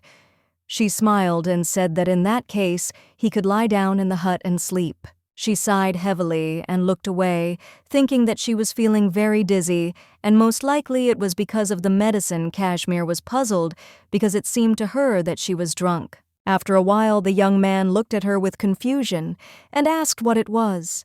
She sighed heavily and asked what he was worth. She suggested that he go to bed with her soon to get some sleep. He was puzzled by this situation. He looked at the young rider with confusion and asked if they had to sleep in the same bed. As she fell asleep, she asked if he really wanted to freeze to death. She sighed heavily and said that she was sick now and he was weaker than her anyway, so it would be better to cover up before they both caught a cold. He looked away from her in embarrassment because he thought that she had really gone crazy. Kashmir looked at him puzzled and said that she was not completely crazy, just a couple of degrees. Drunk on the drugs, she looked closely at the young man and said that he was not at the age to be aroused just because he was in the same bed with a woman. She sighed heavily and said that he should quickly turn off the light and go to bed, but if he did not do this, she would throw him out. Didi in turn froze in place from embarrassment. A moment later, he turned off the light and sat timidly on the edge of the bed, sighing heavily. He said that he hated her because he did not understand why she created this situation. She sighed heavily and said that she also hated him, but also said that it was already dark and he should get under the covers. Didi was shocked because he did not understand how he could sleep in such a situation. Within seconds, she was completely intoxicated by the medicine, and without realizing what she was doing, she grabbed the young man and shouted that he must go to bed immediately. Kashmir looked at him with fury and said that if he did not fall asleep immediately, she would make him do it. A moment later, she plopped down on the bed with her companion, who was flushed with embarrassment. She hugged him tightly and began to breathe hoarsely right into his neck. The young man was very embarrassed by her persistent behavior, but a moment later he breathed a sigh of relief as she pulled away from him. Didi looked closely at his companion and realized that the medicine had intoxicated her, as it seemed to him that she was a completely different person. But a moment later, the young lady turned to him again and hugged him. He was in shock because he didn't understand what was happening at all. For a moment he stared quietly but intently at the young mercenary. He heard her purr something to her and wondered if she was talking in her sleep. But a moment later he nevertheless turned his gaze away from her as he was very embarrassed by this situation. He sighed heavily and moved away from her a little because he knew that there was no other way out, so they slept together all night as before, only he slept alone. The next day the young mercenary returned to her sister Arya, in turn greeted her sister with a joyful smile as she returned home. But, a moment later, the young lady was taken aback as she saw the state her sister was in. She was alarmed, looked at her and asked what happened to her. Kashmir sighed heavily and said that she was just walking and hit the road and nothing serious happened, and she was fine now. Some time ago a young lady woke up with a terrible hangover. She opened her eyes and froze for a moment as she saw that she was hugging her companion. She was in shock because the medicine hadn't worked on her. It had worked very strongly and she was saying all sorts of crazy things, so now she just couldn't get it all out of her head. Kashmir sighed heavily as she felt relieved when she woke up first. She left him a note so she hoped he would figure it out completely. A moment later, the young lady saw her sister's wounded hand and screamed. Kashmir in turn was taken aback as she realized that she had completely forgotten about her own hand, which was wounded. Kashmir looked at her sister with a timid smile and said that she was thinking, and also said that she was back and everything was fine with her. She really hoped that her sister had not had time to notice her wound. Arya looked at her sister intently but said nothing to her. A moment later, she hugged her sister tightly and welcomed her home with a smile, and she also informed her that she had prepared some food and they should go and have some refreshments. Sometime later, they sat quietly at a table and shared a meal. Arya sat and slowly read the newspaper, but a moment later she said that the Marchioness was looking for a knight in a black mask. Kashmir, in turn, choked after the words to her sister. She sighed heavily and asked her sister what she was talking about. Arya told the newspaper that there was a rather large advertisement for a person being sought. Kashmir sighed heavily and asked her sister if she could read what exactly was written there. The young lady sighed heavily and said that it was not difficult for her to do so. She read that about a week ago the young girl of the Marquise went to the capital but ran into a drunken passerby and almost got into trouble. But a knight appeared out of nowhere and saved her from danger. The Marquise promised a generous reward to anyone who found this knight and stated that the knight was wearing a black mask. When the evidence about the voice's small stature and the use of black aura were combined, it turned out that it was the Black Disaster mercenary queen, Mira. Kashmir choked because she realized that she had been identified. The young lady looked at her sister closely and said that if you think about it, it happened on the street next to the cafe where they were, and the date was the same. Kashmir sighed heavily and said that it was very surprising. Arya looked at her sister with a smile and said that she was definitely amazing. Arya looked at her sister intently and, changing her expression, told her that she was kind to the point of idiocy. Kashmir looked at her sister in confusion as she did not understand what she was talking about. She wondered if her sister wanted to make her laugh or if there was something she did not know about, but she never received an answer to her questions. That same evening they sat quietly by the fire and went about their business. Kashmir read in the newspaper that after a successful battle for the throne this fall, Alexander I became ruler, who announced that since he was young, he would focus on national stability for a while and would send a delegation to the empire this spring. Kashmir looked closely at the small newspaper as she realized that the coronation ceremony had been faster than the original, but she was still aware of the fact that the young man was a candidate for son-in-law. Kashmir was clearly aware of the fact that her sister was wonderful, and only influential people would suit her. She knew that the kingdom was one of the allies of the empire. This country, which had wealth and vast resources as well as gemstone resources, often had wars due to its close proximity to the heretical northern regions of the continent. The military force was enough to maintain peace. They even called Ataru the Brotherhood of the Empire. But several centuries later, a powerful young king suddenly appeared, who seized the throne with blood and sword. Alexander Leonardo, Leon Atara, exterminated his brothers and scared off all candidates for the throne, but was kind only to his beloved. Kashmir knew perfectly well that she only needed to push her sister towards the young man. She suddenly thought, and memories of an innocent boy came flooding back to her. She realized that his eyes were very similar, but his hair color and aura were different. Kashmir sighed heavily as she realized that now was not the time for this because she needed to prepare for war. She knew that the second half of the original was quite tedious. In the original story, the main character goes to war as a healer, but she didn't want her sister to go through such an ordeal. Kashmir understood the fact that she had to do everything in her power to help in the war because she could not stop it. A moment later, she looked at her sister who was sleeping quietly in the corner. She saw that her sister looked very tired. Kashmir in turn slowly carried her sister into her room and put her to bed. She looked closely at her sister and kissed her tenderly, wishing her good night. Sometime later, she was sitting quietly in her small office writing a letter, but suddenly she heard some noise.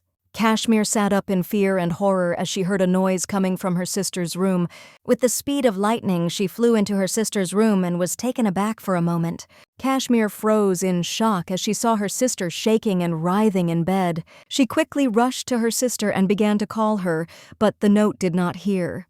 Kashmir was in shock, but at the same time she was overcome with panic and fear because she did not know what to do with her sister. She lifted her sister and asked her to open her eyes. But at that moment, the young lady realized that her sister was not responding to her requests. Kashmir was confused and didn't understand why everything was going wrong. She understood that her sister had recently taken a magic medicine. Kashmir was furious because she knew she couldn't lose her sister and had to find a way to save her. Essence of the fairy tale forest.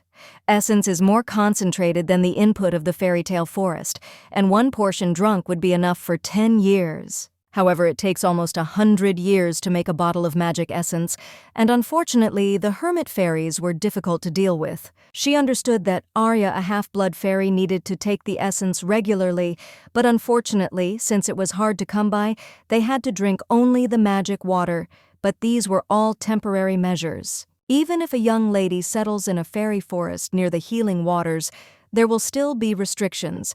And in the end, the only way for her to survive in the human world is the essence of coffee. She understood that she needed to quickly find those who kept this essence mentally. She went through in her head all the influential people she knew. She was puzzled because she understood that they had not yet encountered the Countess in particular. Kashmir understood that the Marquise could give her compensation, but she would not be able to give her something so expensive. Einhart would not be able to help her, and even the Holy Father would not be able to help, because the reason for the Holy Father's favor towards her was not at all clear to her. The young lady was furious because she knew that no one would help her. She mentally asked her sister for forgiveness because she could not help her, but a moment later she was taken aback, and for a moment she froze in place. Clearing her thoughts, she realized that she could still help her sister, Kashmir. She knew that only the Duke could help her because he was rich and he had a good reason to help her. Kashmir hugged her sister, knowing that the Duke was her biological father, so he would be able to help her. She knew it was an easy excuse, just bait for him, but the real goal was to use the name of the mercenary Mira and make a deal with him. Kashmir looked closely at her sister and mentally asked her to hold on with all her might. A few seconds later, she rushed to the Duke's estate. She didn't want to ask for essence, just calling herself the Duke's daughter. She intended to become a loyal swordsman and save her sister. Sometime later, she arrived at the Duke's house. Unfortunately, she was not greeted very warmly there. The knight drew his sword and shouted to her. He was taken aback and froze in place in surprise when he saw the mercenary. He was shocked and did not understand what brought her to them at such a late hour. She sighed heavily and asked them to get out of her way. Drawing her sword, she said that she needed to see the Duke immediately. The knight looked at her intently and, asking for forgiveness, said that entry was prohibited without permission, and even if she was the queen of mercenaries, she was prohibited from entering. He sighed heavily and said that it was already late at night, but if she made an official request tomorrow, he would arrange a meeting with the Duke for her. The young lady looked at him furiously and shouted that she needed to see him immediately. She begged him to let her pass, but also said that if they blocked her way, she would not hold back. The knight sighed heavily and said that in that case they could do nothing, but in turn he asked for forgiveness because they could not miss her. With the speed of lightning, she threw her blade and launched her aura at the young knights. Using her aura, the young mercenary rose up with ease. The knights were wary and did not shout that she should be more careful because there was a barrier behind the gate. They shouted and called her, but it was all in vain as she jumped over the barrier with ease. A moment later, she landed on the ground with the same ease, holding her sister in her arms. Looking up, she saw a group of knights. They looked at her intently and pointed their swords at her, telling her that she should put her sword on the ground and surrender. In turn, the young mercenary looked at them with cold fury, and after a few seconds, she threw her aura at them. She managed to distract them for a short time and delay them before running away. With lightning speed, she ran to the main estate. She was furious because she understood that she could not linger any longer. With lightning speed, the young mercenary knocked on the door. She knocked and begged them to open the door. She was furious and begged with all her might to open the door, but it was all in vain. The knight slowly approached the young mercenary and asked him not to do something like that because she would get into big trouble. She told him with cold fury to leave immediately. A few seconds after she used her power, a terrible explosion occurred. All the servants were shocked by this. A few seconds later, she entered the manor. She looked intently at everyone present and asked to arrange a meeting with the Duke. A moment later, her face changed, and with cold fury, she once again asked for an immediate meeting with the Duke. The butler looked closely at the young mercenary and introduced himself, asking if he could learn her name. A moment later, she introduced herself as a mercenary. The butler looked at her in surprise as he noticed that her voice was different from what he had heard before. He wondered if she had hidden her voice with a voice modulator back then. He sighed heavily and said that it was too late. The young mercenary cried out in tears that they should call the Duke first, and then she would explain everything. The butler sighed heavily and said that it was a bit problematic since the Duke was already asleep now. She asked for forgiveness and came closer to the butler, but looked at him with cold fury and said that she needed him now. The butler glanced sideways at everyone present and asked the young lady to tell him the purpose of her visit, since he would not be able to help her if she showed up like this. She cried and said that her sister was ill, so she begged them to call the Duke. The butler looked at her closely and said that he had previously heard how she had shortened the monsters in the village, and as a token of his gratitude, he could call any municipal healer. Kashmir was furious and shouted that she did not need a healer. She quietly moved away to a corner because she knew that a simple doctor would not help her. She froze for a moment because she saw her sister coughing up blood.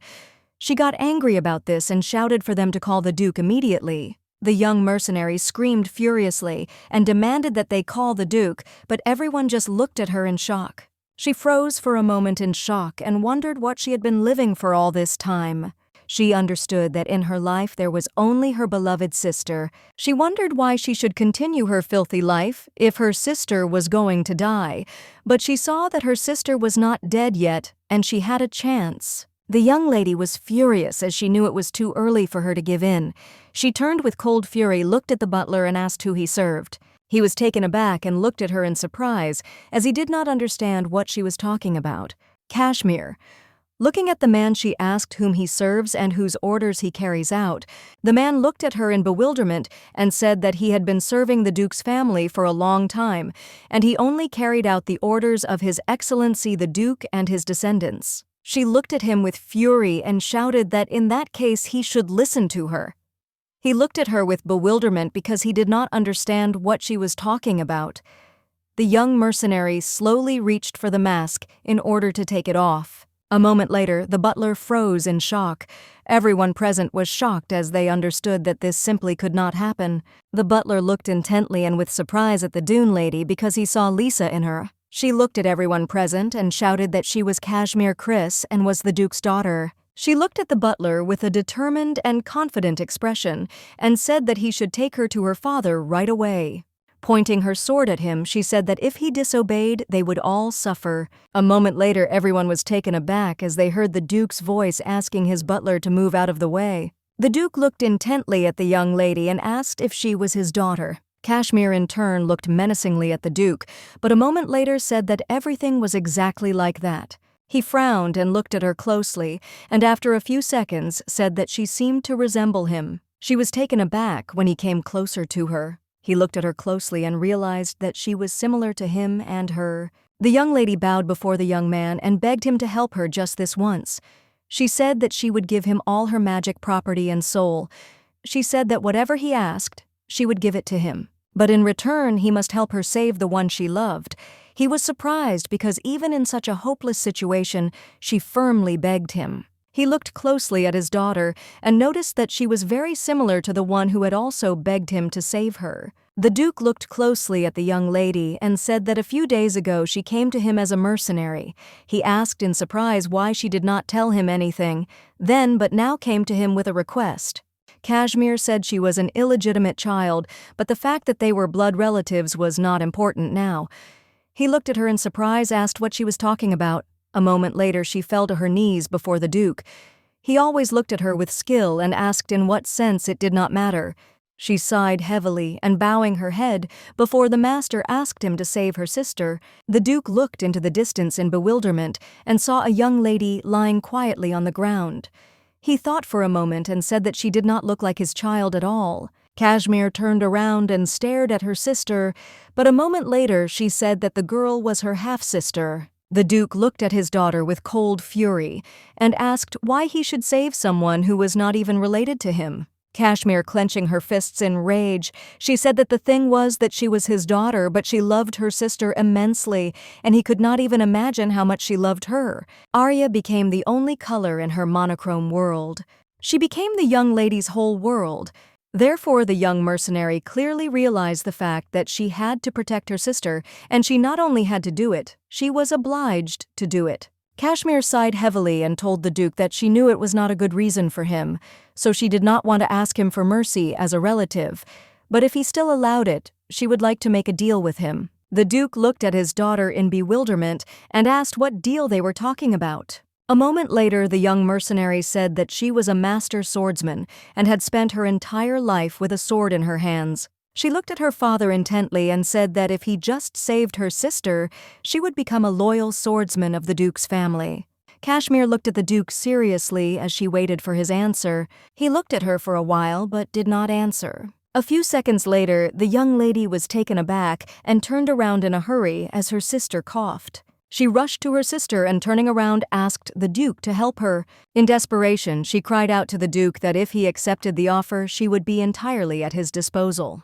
Kashmir shouted that her skills were obtained in battles with monsters, but she knows a lot about monsters and beasts, and if he orders, she will be his living shield in battle. The Duke looked at her with fury and asked what she was talking about. He asked if she really wanted to be completely at his disposal, and even with a human shield. She said that everything was right and she would do everything for him. Bowing her head, she said that he must save her sister and she would do for him whatever he wanted. She said that she would not at all claim to inherit the Duke's name, and if he told her to be a dog, she would be his dog. If he ordered her to die, then she would die. Bursting into tears, she wildly begged him to help her save her sister. The Duke froze in shock as he looked at his daughter, who bowed her head and cried in front of him. Everyone looked at the young lady in horror, and they also awaited the Duke's verdict. The Duke looked at his daughter intently without saying a word. A moment later, he came closer to her and said that she must get up immediately. She looked at him in bewilderment but did not answer. The Duke said that his daughter should not kneel before anyone. Even the Emperor would not dare to force her to bow. The young lady was frozen in surprise as she burst into tears as he had just called her daughter. She was shocked and wondered if the cruel Duke had really extended his hand to her and called her daughter.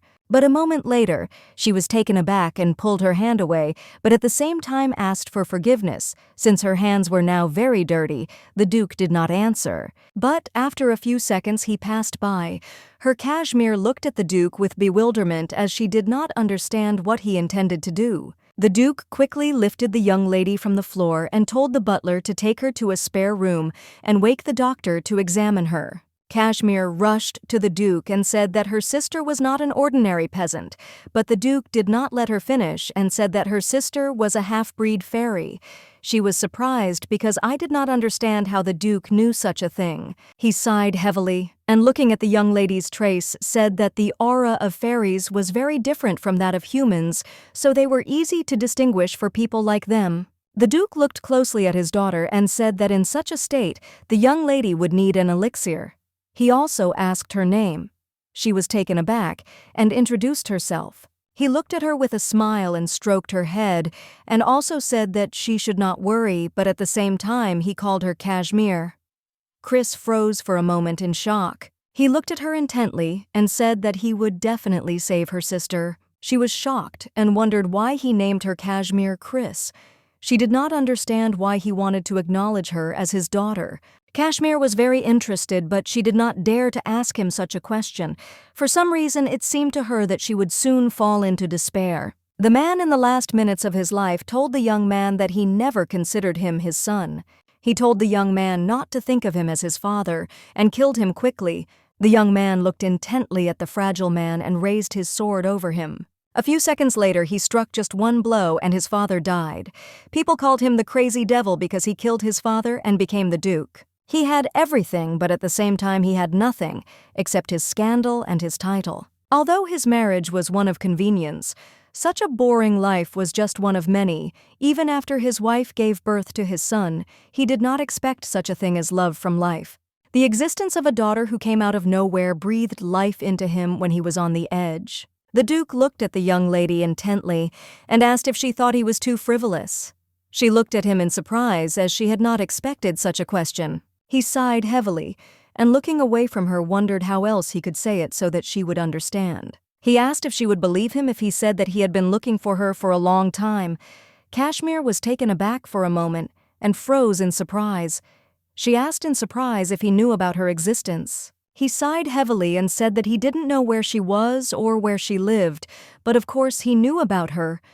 The Duke looked closely at his daughter and said that they would discuss everything a little later. He said that she is his daughter, and he treats her with warmth, so he is ready to accept her as his daughter into the family. Some time later, the young lady lay quietly in a warm bed while the doctor examined her after checking. The doctor said that her condition was now more stable. The energy was absorbed quickly, so if she took a deep breath and woke up, she would continue to live as if nothing had happened. He looked at her closely and said that nevertheless she could do with a few weeks' rest. The young lady slowly walked up to her sister and looked at her intently. She burst into tears of joy as she felt relieved that she had managed to save her sister. The Duke looked closely at the butler and told him to tell Maria to clean the next room in a few minutes and bring water from the bathroom there. The butler bowed and said that he would do everything immediately. A moment later, the Duke looked intently at the young lady. For a moment, he looked at his daughter, who could not tear herself away from her sister. Sometime later, Mary came into the room and greeted the young lady as she intended to serve her in the future. Kashmir, in turn, bowed and introduced herself to the maid, and also said that her master was looking after her. They looked at her in bewilderment, as they did not expect such a thing. Maria looked at the young lady intently and then knelt down before her and told her to talk to her as she pleased, since she was now her servant. The young lady was taken aback, as she did not expect such a thing. Kashmir was taken aback and said that she would feel comfortable doing so, since she should speak more formally with someone older than her. But a moment later, the Duke called her and said that she owed nothing to anyone here because this was her home. As he left, he said that she would soon get used to it. He also said that the room next to his was hers, and if something happened, she should go straight to him without hesitation, and at the end he wished her good night. The young lady slowly entered the room and froze as she was captivated by its beauty. Maria looked at the young lady closely and said that she understood that she had a lot of worries, but the old maid wanted to tell her something even if it sounded stupid. Maria looked closely at the young lady and said that it was natural for a father to love and care for his children. Kashmir in turn looked away from the maid. Embarrassed, Maria smiled and asked the mistress if she now wanted to enter the room. Sometime later, the young lady entered the huge bath. She was surprised, as she did not expect to see such luxury. Kashmir. Looking at the maid, she asked if she could wash herself. Maria smiled a gentle smile and told the lady not to be shy, because it was customary for ladies from noble families to have maids help them. Maria smiled and told the young lady that if she was embarrassed, she could help her undress. Kashmir looked away from the maid, puzzled and embarrassed, and said that there was no need for that, and that she could handle it herself. She was very excited because she understood that standing in front of the maid, she simply had no choice, and she understood that the maid would definitely look at her body, but still she slowly undressed and was taken aback when she heard the maid scream. Kashmir asked for forgiveness because she knew her body was disgusting, so she didn't want outside help. Maria said it wasn't disgusting at all, but her scars looked very painful. Maria was alarmed because she did not understand how the young lady could endure such terrible torment. Kashmir smiled and said that she was a swordsman and these were simple scars. Maria was shocked and said that this was not so. With tears in her eyes, Maria looked at the young lady and said that there are no simple scars in the world. Kashmir was taken aback for a moment and froze, looking away from her maid. She continued to live as if nothing had happened to her, but she did not remember anything being okay. It hurt every time, and she lived every day with rage as if she was about to die. She tried to preserve what was dear to her and lived only for the sake of this fragile happiness. Sometime later, she lay quietly in her bed. She sighed heavily because unfortunately, she did not even remember when she felt safe. Kashmir felt a warm and soft blanket as if she was floating in the clouds. She really hoped that this dream of complete love would never be interrupted. Sometime later, the maid reported that the Duke had given orders for the young lady's dinner. Kashmir was surprised because she did not expect to see anything like this. He also gave her a note in which he wrote that he thought she would not be able to try all the dishes, so he just picked the best ones, and he also informed her that after the meal, a doctor would examine her. She was in shock because she did not know who she was to her father. After the meal, she decided to go out into the small garden. Kashmir. Looking around, I noticed that the garden was very beautiful. She looked at the small tree with a smile because she knew that it would become even more beautiful when the flowers bloomed in the spring. She wondered if she could stay at the estate until spring. The kindness that was bestowed upon her for no reason, as if it were compensation for all those years of suffering. She felt a dual sensation, but in turn she accepted this kindness. She remembered telling her new acquaintance that he should believe in the kindness of people because she always wanted it. She wondered if she was naive enough she could accept this situation as it was. Even though she never expected such a life, even though such things were simply not for her, she was already in great debt to the Duke just for saving her sister. But she still understood that she couldn't give in to illusions and dream of a wonderful life, because even if she was driven away tomorrow, it wouldn't matter. But she was still a little puzzled by this situation. Kashmir knew that the most important thing was that her sister continued to receive love and care. Kashmir knew that Arya the child, who was supposed to be a countess and live a happy life. She understood that her sister was just a child who suffered from the mistakes of adults. She understood that everything had to happen exactly like this, but unfortunately, many things did not go as she wanted. Kashmir knew perfectly well that nothing terrible would happen if she returned to this life and lived like a rat, but she could not allow such a life for her sister. She knew that her sister was just a charming child, so the Duke would most likely accept her into the family. She knew that it would be better this way because she would be able to help the Duke, and so she assumed that her sister would live even happier than with the Count. She knew that this was the only option, and there was no other. A moment later, she was taken aback and stared into the distance. She was surprised because the flowers on the tree bloomed in winter. She wanted very much to try to get up and wondered if she could do it. She looked around to make sure that no one was around. A moment later, she climbed the tree smiling, thinking that nothing terrible would happen because there was no one nearby. A few minutes later, the young lady was sitting confidently in the tree. When she was a little child, she loved to climb trees. She remembered her childhood because she knew that the most fun thing was to hang upside down on your feet. Kashmir happily swung her legs and looked into the distance like a little child. She smiled a playful smile and thought that she should still try to return to her childhood for a moment. Turning over on the tree, she felt free. She smiled because she had not been so happy for a long time. It seemed to her that she was completely alone, separate from the whole world. Kashmir happily inhaled the scent of flowers in the winter air, and she also saw snowflakes tickling her nose, but a moment later she was taken aback and froze on the tree. She was shocked because she unexpectedly met her brother. Out of surprise, she loosened her grip for a moment and, after a few seconds, realized that she was falling to the ground. But she didn't have time to fall to the ground as the young man caught her. She was taken aback and asked the young gentleman in confusion why he was here, since she had been told that he would return late at night. He looked at her with a smile and said that he had found out something interesting, and it turned out that his half-sister was Mira, the swordsman of disaster. For this reason, he had worked all night long in order to quickly appear at the estate. She was taken aback for a moment as she remembered that the Carl in the book hated her. She saw that he was different now from the one in the book, but she knew that he could still hate her soon, even if he treated her with kindness. Now in the future, everything could change. Carl looked at his sister in surprise and asked what had happened to her as he saw that she had turned pale. She sighed heavily and said that she was just a little cold and therefore would like to return to the castle. Carl looked closely at his sister and timidly asked if she hated him. Kashmir in turn froze in surprise as she did not expect such a question. She looked away from him and asked what he was talking about. Carl asked if that wasn't true because when she saw him, she immediately turned pale. He turned his sad gaze away from her and said that she had refused his help. He asked if she really hated him that much. The young lady was taken aback and screamed that this was not true at all. He sighed heavily and said that he found out that she was his half-sister, but even so, she didn't call him by his name, so he came to the conclusion that she definitely didn't like him. Carl, looking at his sister, said that when she fought the monsters, she did not listen to him, and when she was asked to return, she went ahead. He asked if she really did not like him, and that is why she wanted to leave without even introducing herself. She said that this is not so.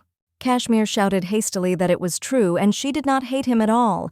He sighed heavily and said sadly that she still had not called him by name. He asked if she was really unhappy that the cowardly nobleman turned out to be her elder brother. She froze for a moment as she saw his smile, but after a few seconds, she shouted with embarrassment that she did not hate him at all, and she was very glad that he was her older brother. She looked at the young gentleman intently and said that she was not used to having someone dear to her, and she was not used to dealing with people.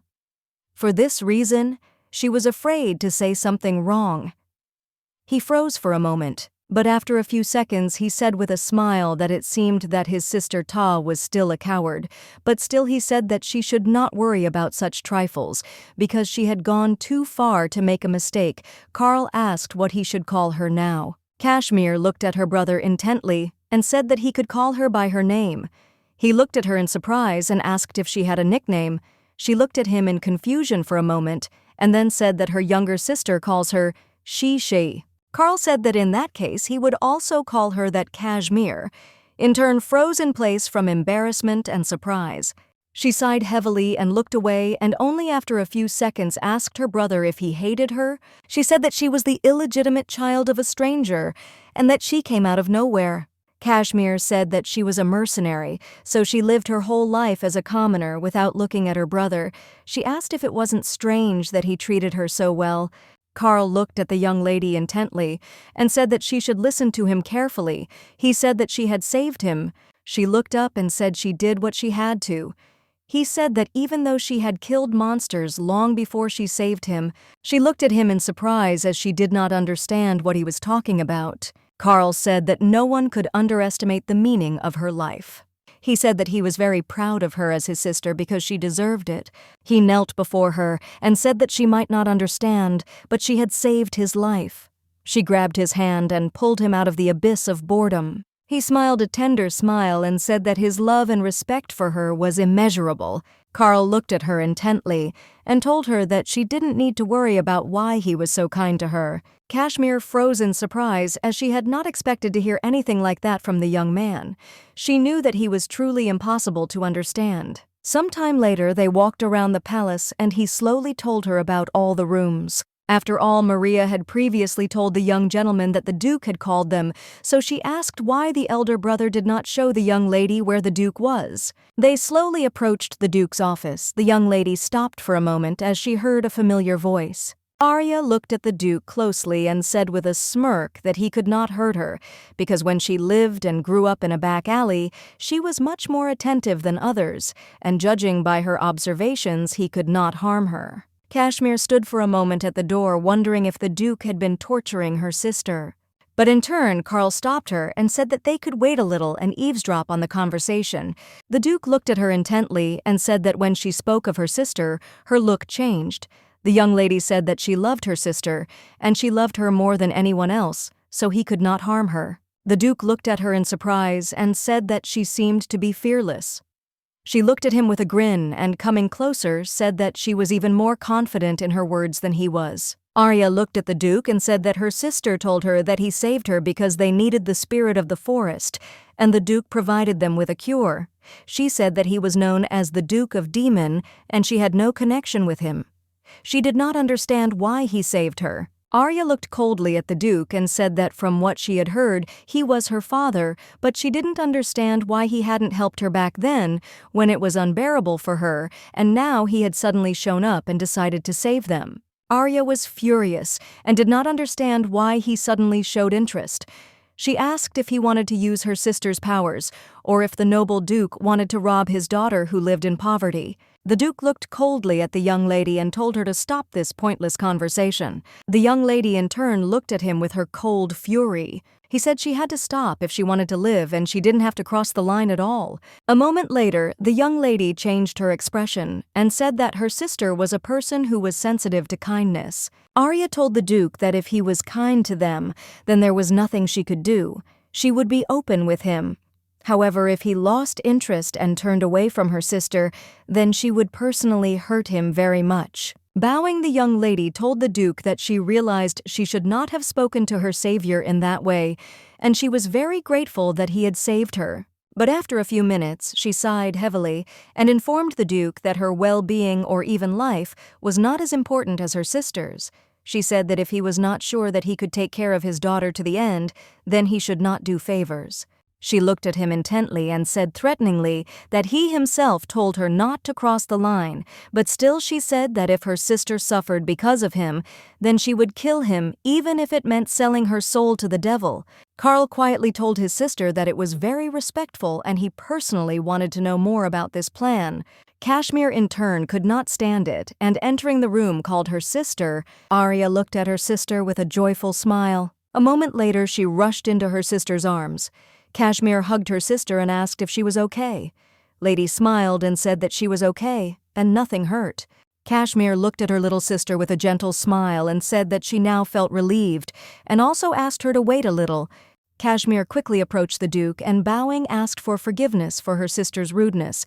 She asked the Duke to be merciful and forgive them. She said that if he told her what to do, she would follow his instructions because she was now completely his. He looked at her intently and said that there was no need for that because he had already made his decision. The Duke looked at his daughter closely and said that her younger sister had said not to do favors unless he was willing to take responsibility for them. He said that he would be responsible until the end, so he asked the young ladies if they would become his daughters. Everyone present froze in shock. Arya sighed heavily and said that this was the greatest shame of her life. But a moment later she rushed to her sister and said that for her sake, she was ready to put up with this because sister was her only real family. The Duke sighed heavily and looking at the young lady said that she was a real pain in the ass. Kashmir, taken aback, looked at the Duke and then at her sister Arya. Looking at the Duke said that she was not a pain in the ass but simply straightforward.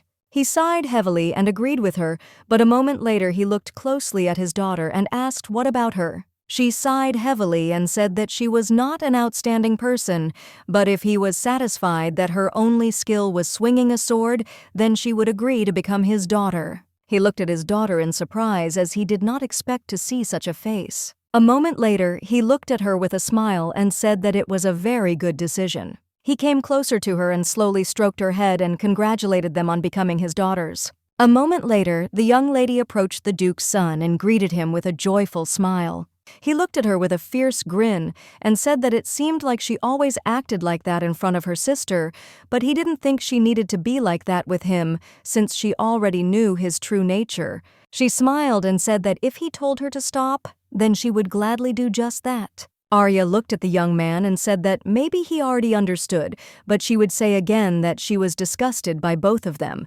He looked at her predatorily and said that she was disgusted by him as well. Arya looked at Karl intently and said that with Sheshi, he acts differently. Arya looked closely at the young man and said that sister always attracted people. She asked him if he was sure that he wanted happiness for his sister.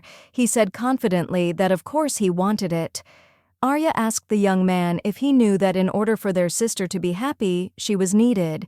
He said that even a fool could understand that. She looked at him intently and said with a grin that although it was not the spring to admit it, he was also needed for her happiness. Karl smiled and said that everything was correct because he was a person dear to Shesha. Arya looked at him intently and asked with a smirk if she really thought it was true. Arya looked intently at the young man and said that she loved her more than anyone in the world. Karl looked at her with a fierce grin and said that they would see if it continued like this. They looked at each other for a while, their gaze fixed on each other. Arya looked at the young man with a smile and said that for the sake of her sister's happiness, they would have to see each other often, even though it was disgusting, and she extended her hand to him as a sign of reconciliation. She smiled and said that they should try to cooperate with each other, but not as brother and sister, but as co-workers. He looked at her hand with cold fury, but a moment later said that everything was right, and for the sake of his sister's happiness, they must do it. With lightning speed, they pulled away from each other. Arya smiled, and as she left, she said that she would leave first so he could be free. He smiled and said goodbye to her, and also said that they would see each other later for dinner, but for now, she could rest. After a few seconds, they turned around and not each went about his business, but with the speed of lightning their looks changed, as each of them thought that the other was an unpleasant person. Sometime later, there was a commotion in the young lady's room. The maids surrounded her and offered her various jewels, and they also asked what kind of perfume she wanted to use for her debut. The young lady, in turn, was very tense. From now on, she and her sister had to prepare to close the debut, which would take place in a week. Time was running out, but she knew it was better this way than to debut next year. The debutante ball always takes place at the annual winter ball. Girls and boys who have turned 15 years old gather, and there their future place in social circles is determined by the success of their debut at the ball. Some time later, the Countess greeted the young ladies and said that she was responsible for teaching them etiquette. She said that they had a lot to learn, but since time was running out and they couldn't skip the basics and learn only the bare minimum since their time was limited, they had to study to the maximum, and they had quite intensive lessons. She understood the fact that the etiquette of aristocrats was stuffed with all sorts of details, and as the Countess said, they learned many things in a short time. According to the curriculum, etiquette lessons should take place several hours a day right up until the Ball of Deputies. There were just a few factors that the Countess couldn't foresee. Arya was the main heroine of this world who won the status of the Queen of the Nobles, and Kashmir was a swordsman who had perfect control over her body. The Countess looked at the girls with delight because she was worried that they would not be able to study everything in time, but she understood that at this rate they could learn the art of formal eloquence. She looked at the young lady intently and asked what she would do to anyone who would insult her sister. Kashmir screamed furiously that she would immediately throw a glove in the offender's face and challenge him to a duel.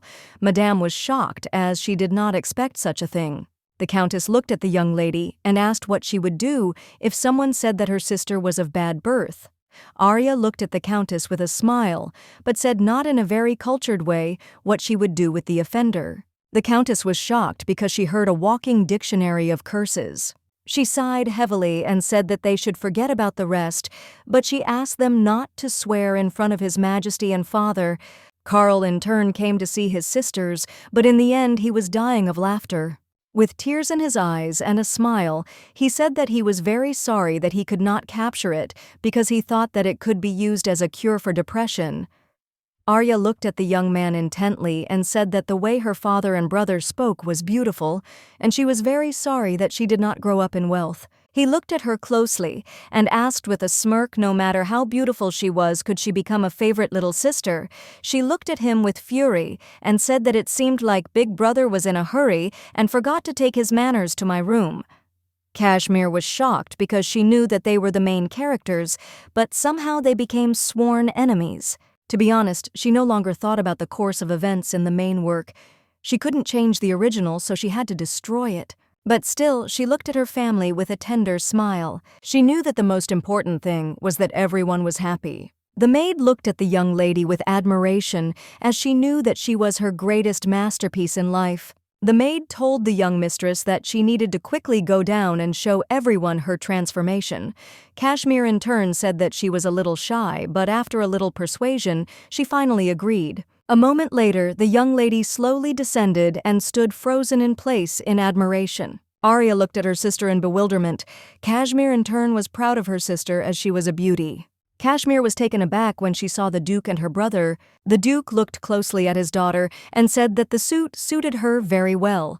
She was embarrassed, looked away, and thanked him for the compliment. Arya sighed and said that it was true, and this was real life because she told her sister to wear something other than black. Arya was in shock and screamed at her sister to try on something other than her shirt and cloak, telling her to stop doing her ponytail and change her hairstyle. But a moment later, she told her sister that she was beautiful, and with that she threw herself into her arms. She looked closely at her sister and said with a gentle smile that she actually looked very cool. The Duke looked closely at his daughters and said that he had heard earlier that they were heading to the boutique today. A moment later, he handed her a card and said that it was personalized and they could make all sorts of purchases. He said that if they showed the card, they would have a budget worth an Eastern island. Kashmir was taken aback because she had not expected anything like that. The Duke looked at them intently and, handing over the map, said that they could buy out the entire row of stores. Kashmir was shocked, but not surprised because she knew that he was a strange man. Sometime later, the young ladies arrived at the boutique. The picture boutique was one of the most famous in the empire. Many could not get in to see her even with an appointment several months in advance. The young ladies were surprised as they saw that the boutique was empty. Maria smiled and said that it was because the Duke had booked it for today. She said that since his noble circles were all gossiping about them, the Duke was worried that they might face inconvenience. A moment later, the madam greeted the lady and introduced herself with a smile, also informing her that she was the chief designer. The young ladies looked at her intently and said with a smile that they were very pleased to meet the pigs, and they also introduced themselves. Madame Cartin looked at the lady intently, but a moment later she smiled and said that she needed to be measured right away. After taking measurements of the young league, was there any talk of fatigue? The lady smiled and told the girls that they were very different, and they had different tastes in clothes. She spent some time telling them what was in fashion now and what would definitely set trends in fashion. Kashmir apologized, said that before they start working on the outfits, there were a couple of things she wanted to say.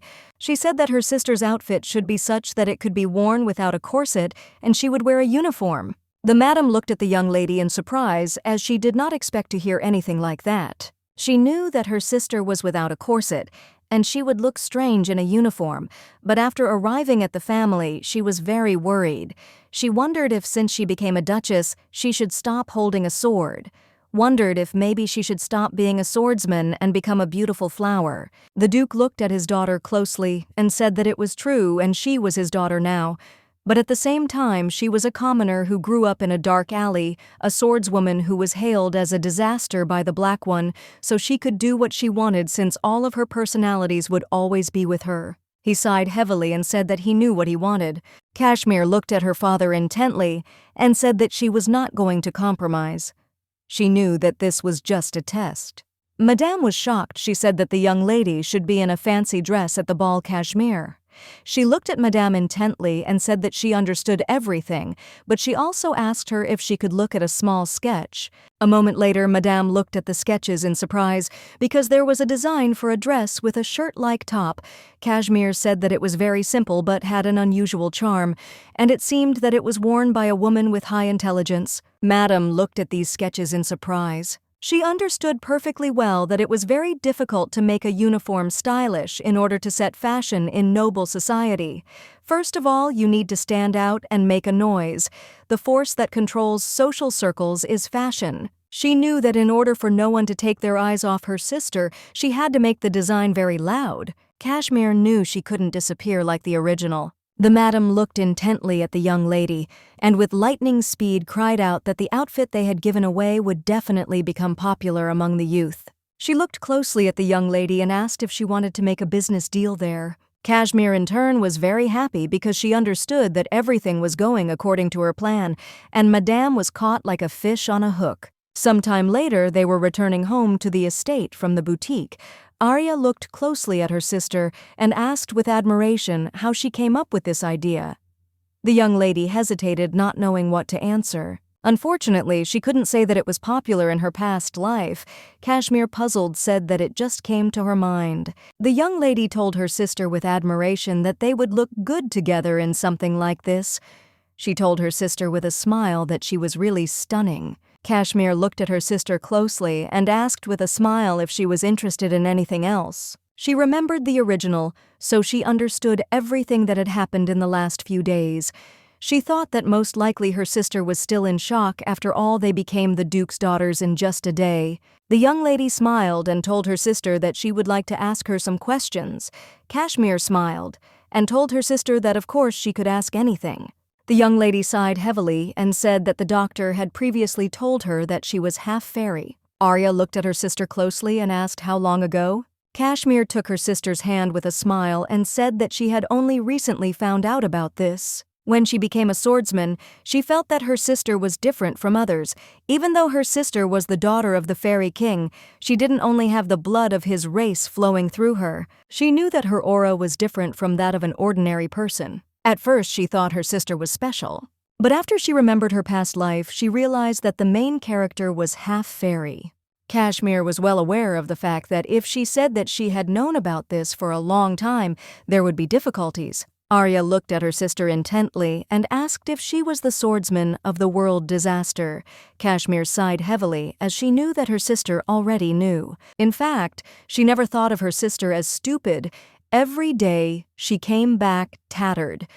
Her sister remembered this and also remembered what she had only seen once in childhood. Kashmir supposed that it was incredibly difficult for her sister to pretend that she knew nothing.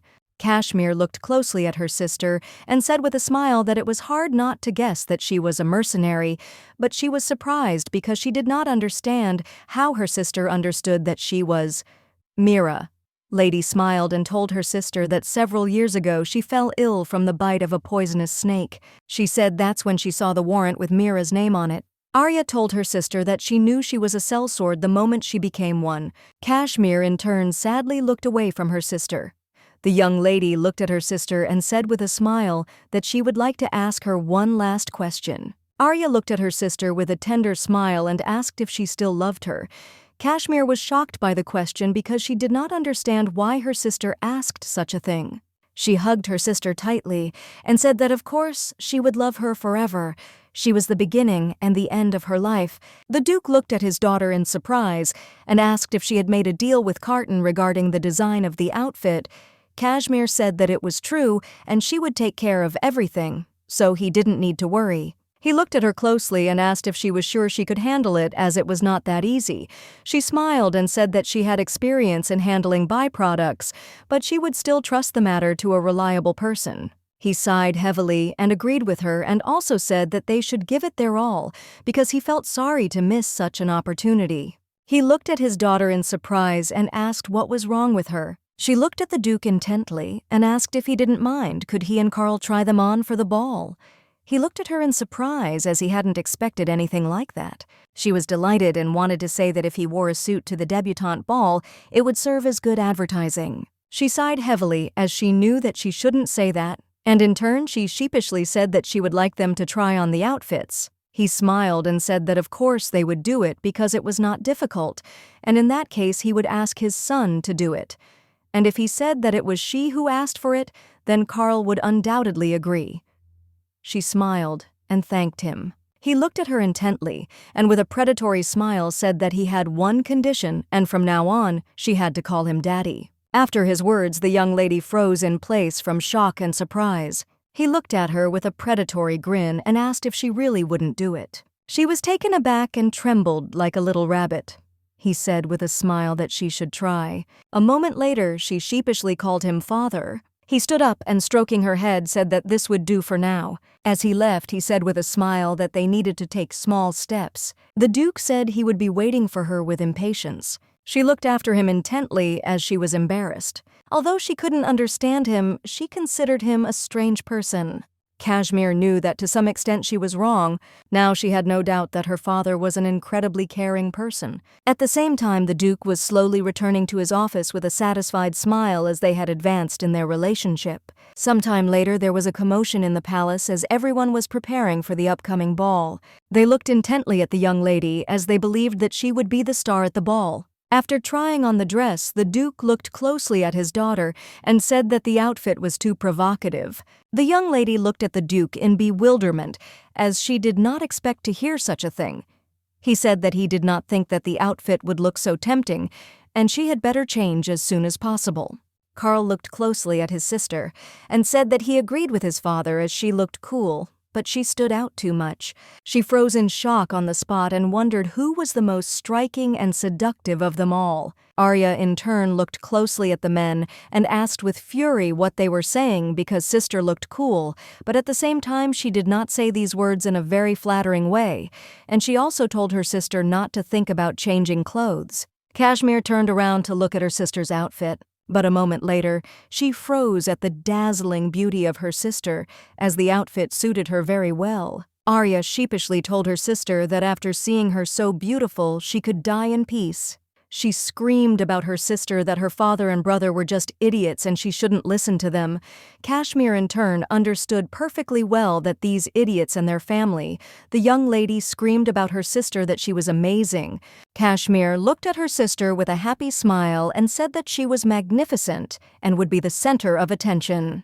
The Duke sighed heavily and said that since they were already assembled, they needed to set out. At the same time, everyone at the reception was discussing this situation since they knew that the Duke had adopted daughters.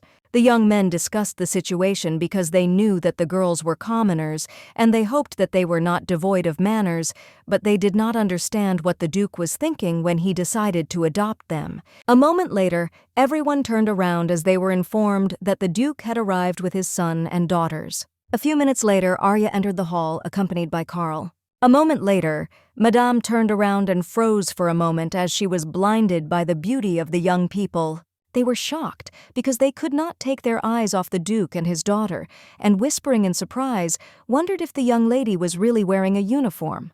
They were all impressed by her outfit as well as the straps that wrapped her. The young lady in turn was glad that everything was going according to her plan. She noticed that everyone was doing what they were talking about her. Sometime later, she stood quietly and drank alcohol with her brother Carl. Looking at his sister, said that if something happens, she should cover herself with her family name, but in extreme cases, she should use a sword. Kashmir looked at her brother intently as she expected nothing less from him. She was a little puzzled as they dared to bring a sword into the ballroom of the royal castle. A moment later, the servant bowed and told the Duke that His Majesty was calling him. The Duke in turn looked at the man with bewilderment and cursed loudly. Carl and Arya held back their laughter looking at the Duke. He sighed heavily and told his daughter that he couldn't be with her at the ball, but he still asked her for forgiveness. She smiled and said that she would be fine and he shouldn't worry, and she also wished him good luck. Carl looked closely at his sister and said with a smile that he would always be there for her. A moment later, young people ran up to them and with a smile asked Carl for permission to introduce themselves. He looked at them with cold fury and told them not to rush to him. Kashmir looked at her brother and called him. He looked at the young people with a smile and introduced his sisters to them. The man looked closely at the young people and said with a smile that he would like to ask where they bought these black accessories because they looked harmonious on the young people. Carl and Kashmir looked at each other, and with the help of magic, he asked his sister what he should do. She said that the young men had approached them themselves, and so he should be kind and advertise her product. He said that he would do it, but in return she should promise to show her sword. She looked at him in bewilderment, but said that she would do it because it was not difficult. Carl looked at the young people intently and said that he would tell them everything now, so first they should sit down somewhere. A moment later, the young lady sighed heavily as she was glad that they were finally gone. Kashmir looked at her sister with a smile as she wanted to cheer her up. Arya said with sadness in her voice that she would like to stay with her longer, but it seemed that everyone was waiting for her. She looked at her sister intently and said menacingly that she would make sure that they would be at her feet. Kashmir looked at her sister in surprise but did not really answer. A moment later, she said goodbye to her sister as she was confused because she was left alone. She sighed heavily as she knew she had to do something, but a moment later she heard someone greet her. The young ladies came closer to her and greeted her with smiles, looking into her eyes. Kashmir looked at the girls intently as she understood that her time had already come. Initially, she hoped that they approached her with good intentions. Kashmir looked at the girls intently and said with a smile that it was nice to meet them, and also asked if she could know their names. She knew that there was no turning back. The young lady looked at her intently and introduced herself and all her friends. Kashmir thought for a moment as she remembered the moralizing of her etiquette teacher, but she knew that the Countess did not need to worry, as she would not let herself be offended. She looked at them with a smile and said that it was a great honor for her to meet them. Lily told Lady with a smirk that she looked very peculiar. They said that the black uniform was something new. Even at the ball in this clothes, she looked very modest. She sighed heavily because she understood that it would be better if they insulted her directly rather than hinting. She smiled and said that she didn't even know where to go from so many compliments. Kashmir said with a smile that she liked wearing the uniform because she wielded a sword. They were taken aback and looked at her with smirks. They were shocked and shouted at her that in the Empire girls were not supposed to hold a sword. They said that she was of low birth and she knew little about the principles of a true lady, but since they were older they could help her. They said, looking at her hands, that it seemed like she worked very hard, but still she needed to take care of her hands. Lily said with a smirk that she couldn't even believe that the young lady owned a sword. She didn't know if it would be a disgrace to the Duke. Kashmir looked at the ladies and called out to them menacingly. Kashmir glared at the young ladies and said that they were talking too much. She sighed heavily and wondered if she had crossed the line. The young ladies were taken aback and froze in place in surprise. Kashmir looked at the lady and asked if the name of the Duke was so insignificant to them that they would mention it without any reason. The lady was taken aback and said that it was not so. Kashmir said that the Chris family consisted of swordsmen who had protected the Empire for a long time. She said that for her as a member of the family, it was natural to wield a sword. Kashmir asked if they had decided to insult the history of her family. She said that she was a lady, but first of all she was from the Chris family, and they should know that if they insulted her then they insulted the Duke as well. The ladies were shocked and stood frozen in place in surprise. She sighed heavily and said that they said such things, and it just seemed to her that they were mired in stereotypes. Kashmir sighed heavily as she knew that male supremacy still reigned in your empire. In recent times, women have become rulers, and often become knights. A moment later, a young lady approached them and told the others to stop talking nonsense, because instead of helping the newly debuted lady, they were trying to assert themselves. Kashmir in turn was taken aback as she heard a familiar voice. She froze in surprise when she saw the Marquise Lowellina looked at everyone intently and said that their society was rapidly going downhill. Lowellina looked at the young lady closely and said that she must know Mira since she had just heard them mention the Duke. Lowellina asked the girl if she really wanted to make things that much worse. Lowellina looked at everyone present and said that as young Lady Chris had said earlier, they should have known by now that the Chris name was not to be mentioned so lightly. Lowellina told the ladies to apologize before the situation got worse and before the incident reached the Duke's ears. Kashmir looked intently at the Marquise as she did not expect anything else from her because the socialite was in no way comparable to cockroaches. A moment later, the young lady approached Kashmir and asked for forgiveness, saying that she was wrong. Kashmir sighed heavily and said that it was okay because everyone makes mistakes.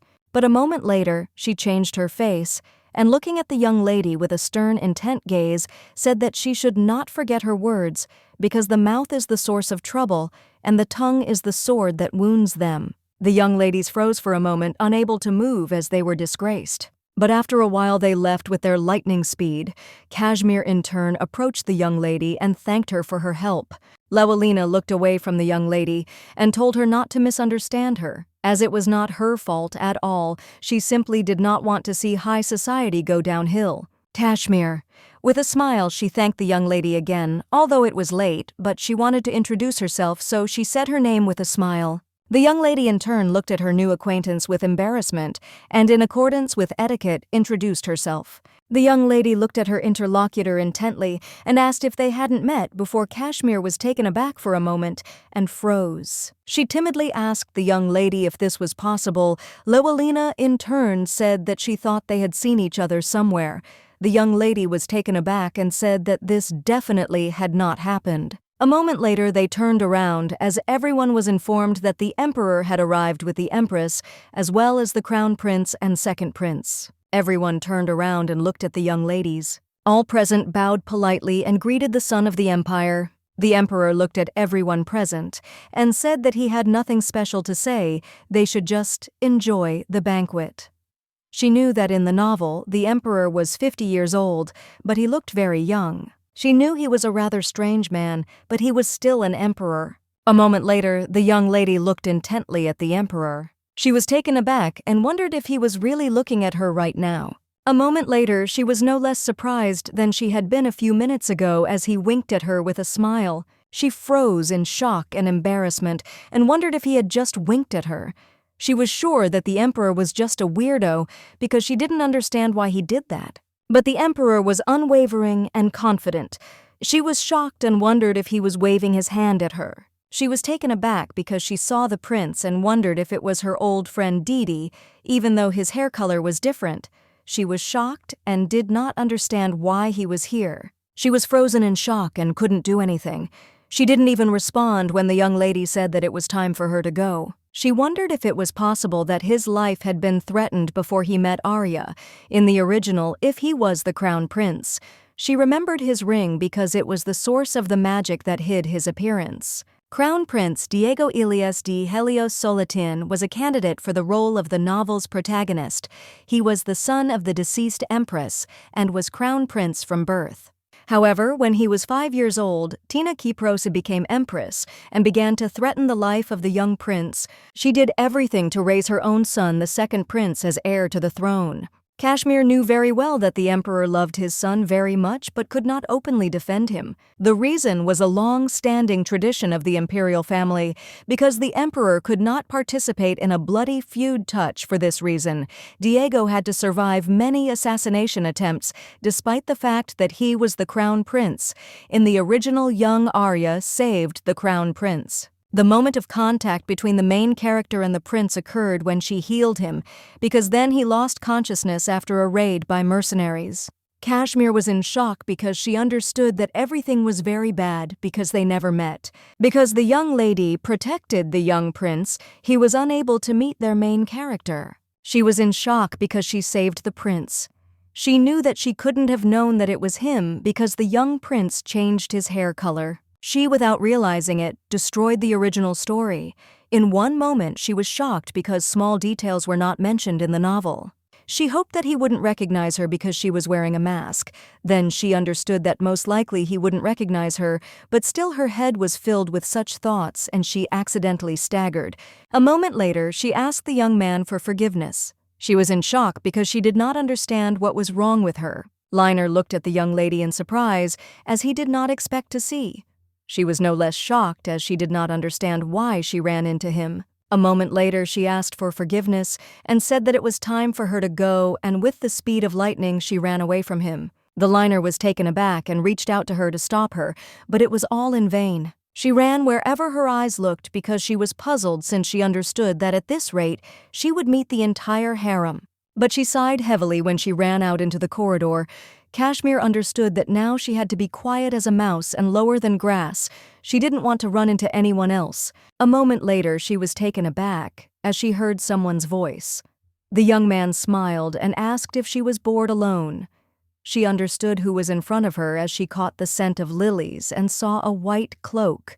He smiled and said that they had not seen each other for a long time. He asked for forgiveness with a smile because now he had to call her a little differently. A moment later, she was hired and her face changed and she looked at him with cold fury. He smiled and said that she didn't need to worry, as he would definitely keep her secret and wouldn't call her Mira, the mercenary. Kashmir looked at the young man intently and asked how she could trust him. He hesitated for a moment, not knowing what to answer. But after a few seconds, he approached her and stroking her face with a gentle smile said that they were friends, and friends trust each other. She looked at him intently and said that it was not just about friendship. Kashmir was furious and knew that she was losing her temper. He looked at her intently and asked what he could do to make her believe him. Elle looked tenderly at his companion and said that he would do anything to earn her trust. Kashmir asked the young man if he could swear by the sun. He said with a smile that if she wanted it, he would do it. She was taken aback as she didn't expect him to agree so quickly. But a moment later, with the speed of lightning, she jerked her hands. As she was leaving, she said that he shouldn't do it. She said that he agreed so easily as if he didn't know what it meant. Elle, in turn, said that of course he knew what it meant. She was surprised that he knew and agreed so easily. The sun oath is a posthumous oath before the sun god, which is carried out by a preacher, and whoever dared to break the oath could die immediately. Kashmir looked at the young man intently and asked him what he wanted from her. He smiled tenderly and said that there was one thing he would like to have. She said that in that case he should tell her what it was, and she would do everything she could to get it. Without looking at the young man, she said that first, he must make an oath to the sun that he would not tell anyone that she was the one of the world, the black mercenary. He smiled and said that he would do whatever she wanted. A moment later, the young man looked intently at his companion and swore an oath to her. Kashmir looked at the young man closely and also took an oath. She understood that if people found out that she was a mercenary, the entire continent would be in an uproar with this news. She understood that she should not involve the Duke in dirty rumors because of her past. She understood that this information would one day become known to the whole world, but she did not want it to be. Now Elle looked at the young lady with a gentle smile and swore to her. A moment later she sighed heavily and said that now he must tell her what he so desperately wanted. Looking into the distance, he said sadly that she loved many. He looked at her intently and asked if it was okay if he was one of many. He looked her straight in the eyes and asked her to love him too. Kashmir froze in place in shock and surprise. She was puzzled as she again felt the scent of lily and the unhappy look combined with a smile. Every time she saw that look, she thought of that little boy with that same look. She was puzzled because she realized that the young man was very similar to that child. A moment later, they were told that the blessing ceremony was about to begin. Elle looked at the young lady with a smile, and as he left, said that they would see each other later. She looked after him with bewilderment because she did not understand what kind of expression she had just seen on his face. Arya in turn ran in a hurry to her sister as she looked for her everywhere, but could not find her anywhere. Arya quickly grabbed her sister's arm and said that she was very worried because the blessing was about to begin. A moment later, the priest looked closely at the young ladies and asked them to come forward. A few seconds later, the lovely ladies were kneeling before the priest. He looked at them intently and asked with admiration if she really was Kashmir. He said with a joyful smile that he was very glad to meet her, since she was the one who made the epileptic despot sweet macaroon, so he really wanted to meet her as soon as possible. The priest sighed heavily and said that his eyes were rolling back from his grumbling. And by the way, he was much higher in status than him. He said that the man did not deserve her. She looked at him in bewilderment because she did not understand what he was talking about. The young priest came closer to the young lady and said that the guy was going crazy. When he looked at her, Kashmir looked at him in surprise as she did not understand who he was talking about. The priest sighed heavily and looking away said that the young man had a bad character if he continued. Then he could most likely say goodbye to his position. They looked at him in bewilderment because they did not understand where he was looking so intently. The young lady turned around to see where the priest was staring so intently. She looked into the crowd in surprise and saw Elle. The priest, with suppressed rage, looked at the young man and said that he was just a hypocrite. Arya looked at the preacher with bewilderment and asked if he really would not bless them. Gritting his teeth, he said that of course he would do it. He was just a little distracted and therefore asked for forgiveness. A moment later, he introduced himself and said that he was the chief preacher of the Temple of the Sun, and if they needed help from the temple, they could contact him at any time. Arya just looked at her sister and said that he was really crazy. After a few minutes, he began to read a prayer. After a short prayer, he blessed them. Looking into the hall, he wished everyone present a peaceful life. Everyone rejoiced with his blessing. The young priest looked at the young lady intently and said with a smile that she should not forget, because if she needed help, he could help her. Arya looked sideways at her sister and asked what was wrong with the young man, and she also wanted to know if her sister and the young priest knew each other. Kashmir categorically said that she did not know him. A moment later, the young lady looked at her sister and with a smile invited her to dance. But before they could take a step, the young aristocrats were all over them as they were very eager to dance with Lady Arya. Kashmir looked at her sister with a joyful smile as she understood that she deserved a lot of attention. She wished her a good dance and left. Kashmir walked slowly to the table and took one glass of champagne. She knew that she should dance once because if no one invited her, everyone would start gossiping. She wondered if she should invite someone first. A moment later, she heard someone calling her. Turning around, she saw men's shoes, and there were several of them. The young men looked at the young lady intently and asked if she would give them one dance. Kashmir was taken aback and froze in shock as she understood that this was just madness.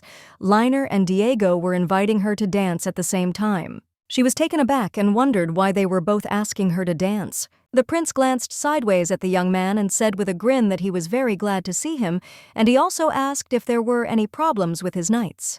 The Liner bowed to the prince and greeted him and said that thanks to his care, everything was going well. She was shocked because she saw that they didn't want to address her by name.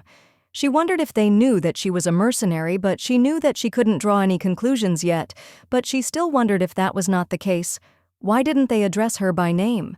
She stood quietly looking at the young people as she did not know what to do, but at the same time she heard everyone else whispering as everyone was wondering who she would choose. But still they noticed that they had a love triangle. She was in shock because she knew that she still had to dance at least once, but the problem for the young lady was that unfortunately she did not know who to choose. A moment later, a young man approached them and said with a smile that, while it was not too late, he would join too. Elle looked at the young lady with a satisfied smile and asked if she would like to dance with him. Liner looked at the priest in surprise, but he told him to be quiet. Kashmir looked closely at the young man and wondered if it wasn't strange that the Holy Father himself decided to be active at the ball. Everyone present whispered as they didn't know who was in front of them because they saw that he was wearing a cloak and a mask. Kashmir knew perfectly well that if she refused everyone, it would not be very good, and later she would hear how rude she was. After a few seconds, she finally made up her mind and chose the young man. Elle looked at the young lady with a satisfied smile and thanked her. He sighed heavily and said that it seemed he had been rejected. He said that she had only recently become a lady, and he wanted to know what kind of person she was, and he also wanted to know how good she was at dancing. Bowing, the young lady said that she was not very experienced and she was worried that she would cause him trouble. She asked for forgiveness and said that if he forgave her, then the next time they met, she would invite him herself. The prince smiled and said that he would wait for that moment. The Liner bowed and asked her to do him the honor of dancing with her next time. She froze for a moment as she saw his puppy dog eyes. Kashmir was puzzled because now it seemed to her that she had done something bad. She looked closely at the young man and said that next time she would invite him. He smiled and said that he would definitely wait. Some time later, the young people were dancing and watching everyone closely. Diego and Liner, the most eligible bachelors in the empire, a crowd of admirers gathered around them, and if she chose one of them, it would seem as if she was turning down the other, as a result of which she would make enemies among the crowd. She knew that the best option was to refuse both of them. Elle, leading her onto the dance floor, said that he didn't even think that she would accept his invitation. She smiled and said that it seemed to her that dancing with him would cause the least amount of noise. He smiled and said that he was sure that would be exactly the case. Kashmir looked at him in surprise and asked why he came here. Elle smiled and said that of course he came to see her directly. She asked since when he knew that she was now Kashmir Chris. He smiled and said that perhaps he knew it before she realized it herself. He smiled and said that she shouldn't be scared because he had just made a lucky guess and he wasn't sure either, so he still couldn't bring himself to ask her. She was shocked because he was now speaking as if he was reflecting on the past. He told her that the Duke had found the girl and the little girl 18 years ago. They assumed that one of them was his daughter, but from his mistress. This is a truth that many people don't know, but people with red eyes can only be from the Chris lineage. He smiled and said that she was also born with a talent for swordsmanship that was passed down from generation to generation, just like the other heirs who also had a unique sword skill. But of course, this was just his guess. She froze for a moment as she realized that this was not mentioned in the original. She wondered if it was normal that the story of the appearance of a one-time villain was not that important to the story. She knew that the Duke had said before that he had looked for her on his own initiative. She wondered if she had been born by accident. Elle looked closely at his companion and said with a smile that she didn't need to worry. A few seconds later, he twirled her around in a dance. The young lady in turn was stunned as she did not expect such a thing. He smiled and pulled her towards him quietly, saying that he wouldn't tell anyone because he was very glad that she, Mira, turned out to be Kashmir Chris. She looked at him in surprise and asked why he was so happy about it. He came even closer to her and quietly said that now that she was not hiding behind a mask, he could look at her as much as his heart desired. She bowed and looked at the young man and said that it was very surprising because he had this information. He predicted that she would become Lady Chris. He smiled and said that she was much more outstanding than she thought. Él sonrió y dijo que para ser honesto, vino porque tenía algo que decirle. Le preguntó si sabía que representantes de Arata estaban viniendo. He said that the king's coronation had taken place a few days ago, and so he asked them to be wary of them. She looked at him in surprise as she did not understand what he was talking about, and also asked if there were any problems with the representatives of the kingdom. He sighed heavily and said that perhaps there would be one crazy person among them. He asked her not to talk to him under any circumstances because it would only harm her. He smiled and said that if something was stuck, she should tear it off, and if she couldn't destroy it because, due to diplomatic problems, he would be annoying. Elle said that the Duke would finish the job and he would help. She didn't understand what kind of person he was talking about, but he couldn't tell her. Elle looked at his companion intently and said that there was one thing that she would notice as soon as she saw him, but she should not pay attention to it. She knew that a major incident had occurred in the original and behind the delegation from the kingdom, and after her companion's words, she no longer had any doubts about it.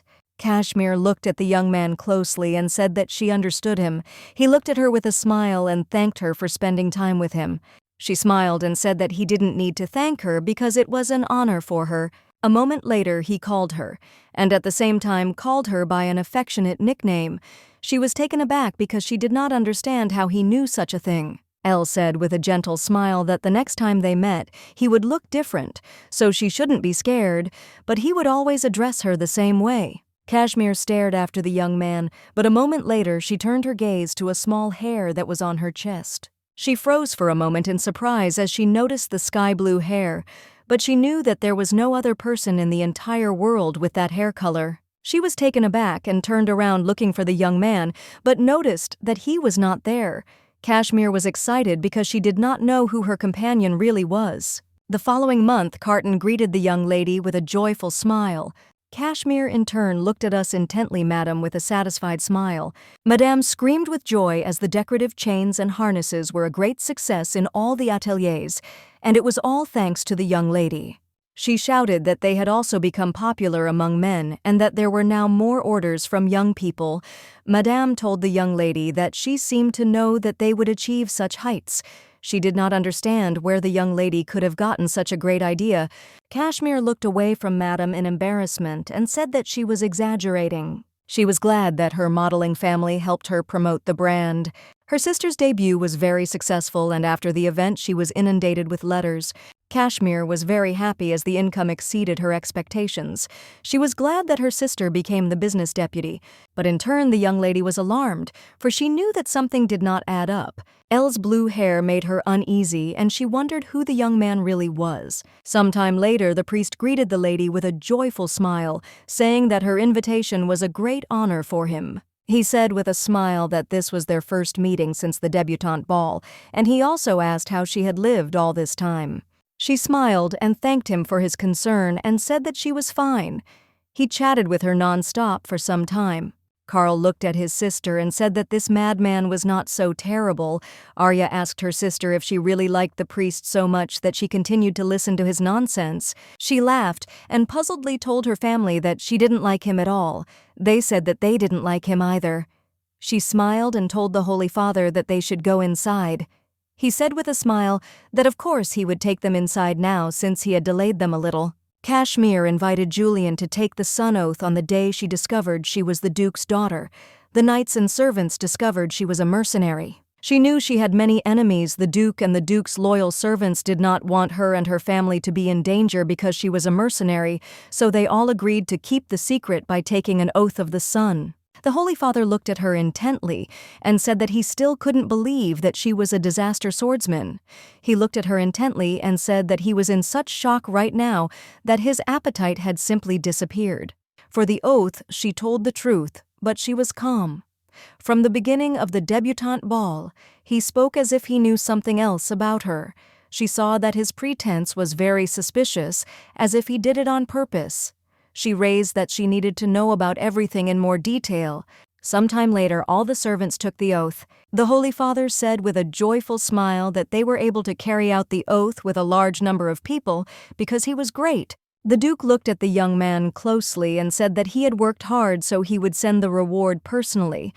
The Holy Father looked at him in surprise and asked how he could expect a reward, and it would be fine if they treated him to a cup of tea. He looked at the young lady intently and said that he would like to have tea in her company if she did not mind.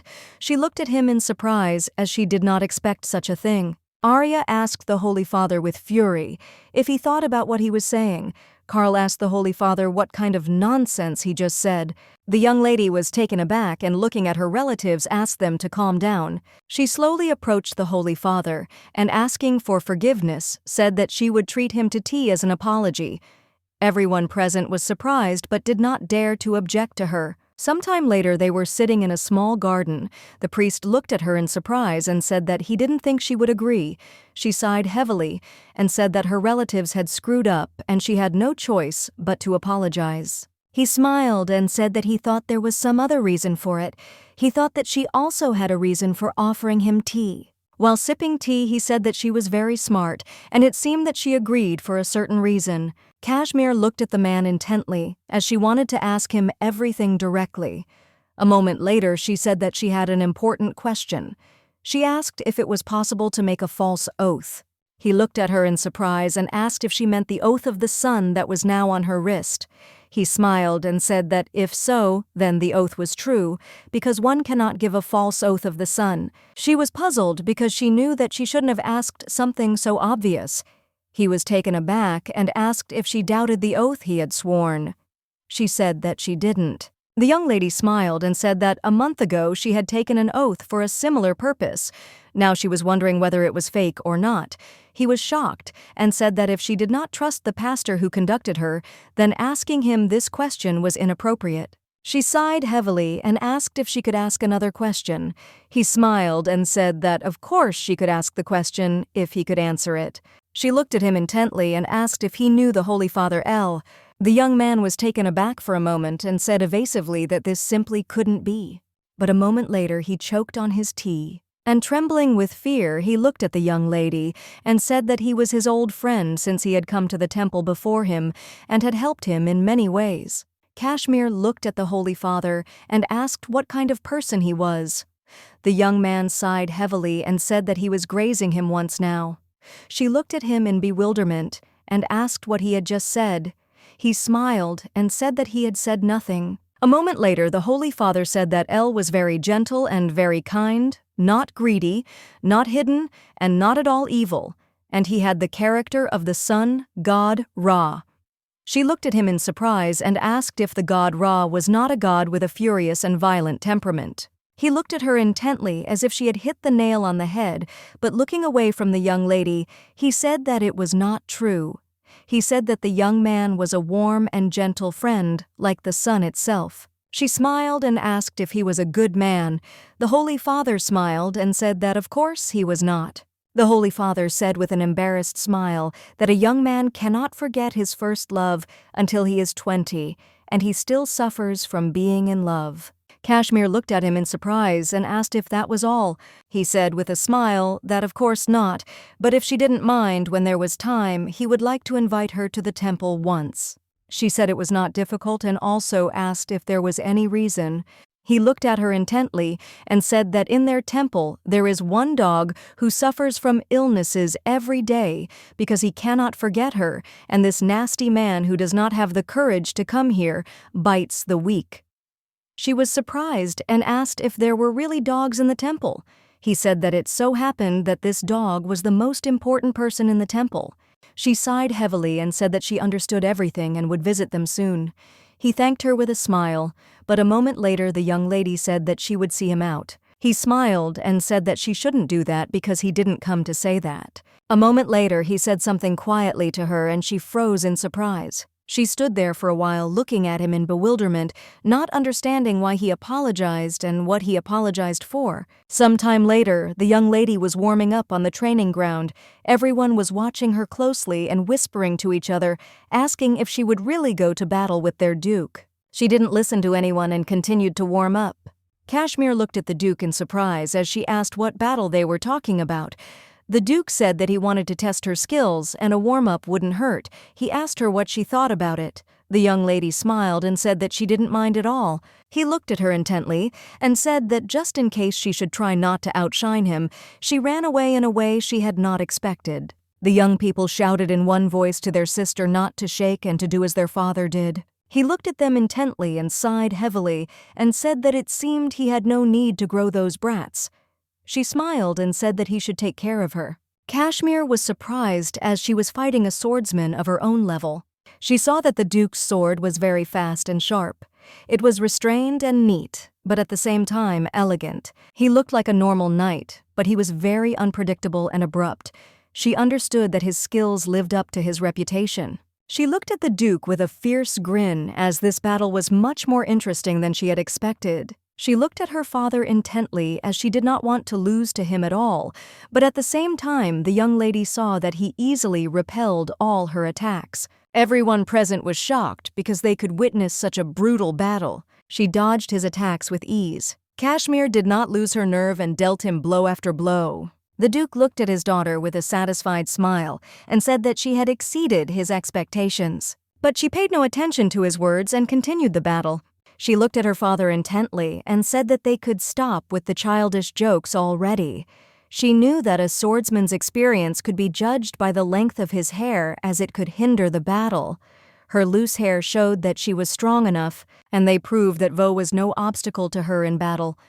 He looked at her with a grin as this was an open provocation on her part. A moment later he looked at her with a fierce grin and said that he thought he was wrong about his daughter. It took her a long time for the fight to reach such a magnificent level that no one in the audience had ever seen.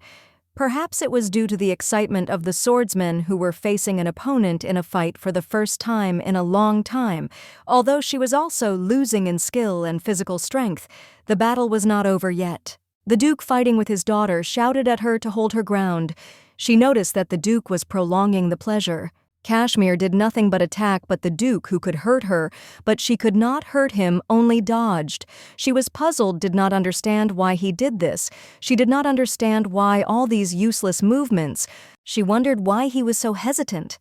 She understood that he knew that there was mana coming from her body that was protecting her, so even if he attacked, the wound would be minor. In such a fight, due to lack of stamina, she would lose first, but she wanted to win so much. She understood that she had no other choice, and she had to finish the fight using this method. The way she confronted the entities she could not cope with.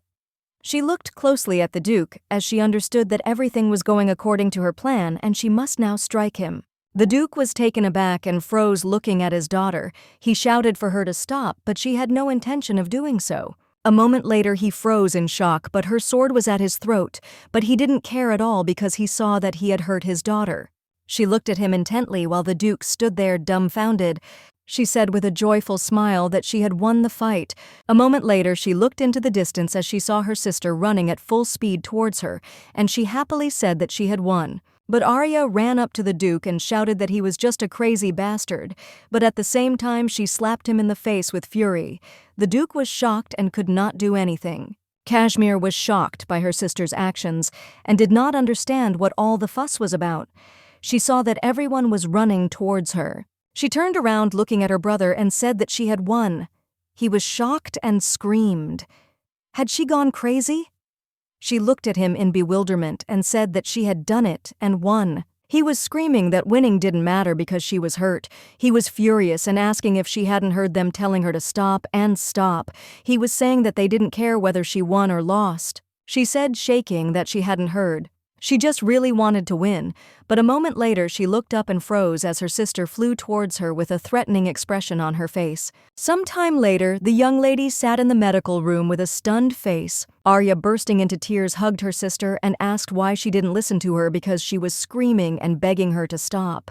Arya asked her sister with tears in her eyes if this was the reason she always returned home in such a state. The young lady sighed heavily and apologized for her sister because she did not listen and was in a hurry.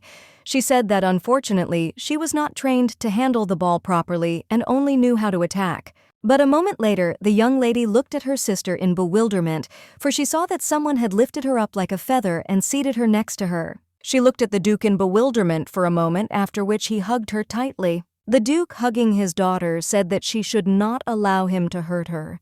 Kashmir was very confused and surprised by his behavior. He sighed heavily and said that he did not want to see injuries on her body anymore. He shouted that in case of danger she should not attack, but should defend herself. The Duke sighed heavily and asked what she was thinking.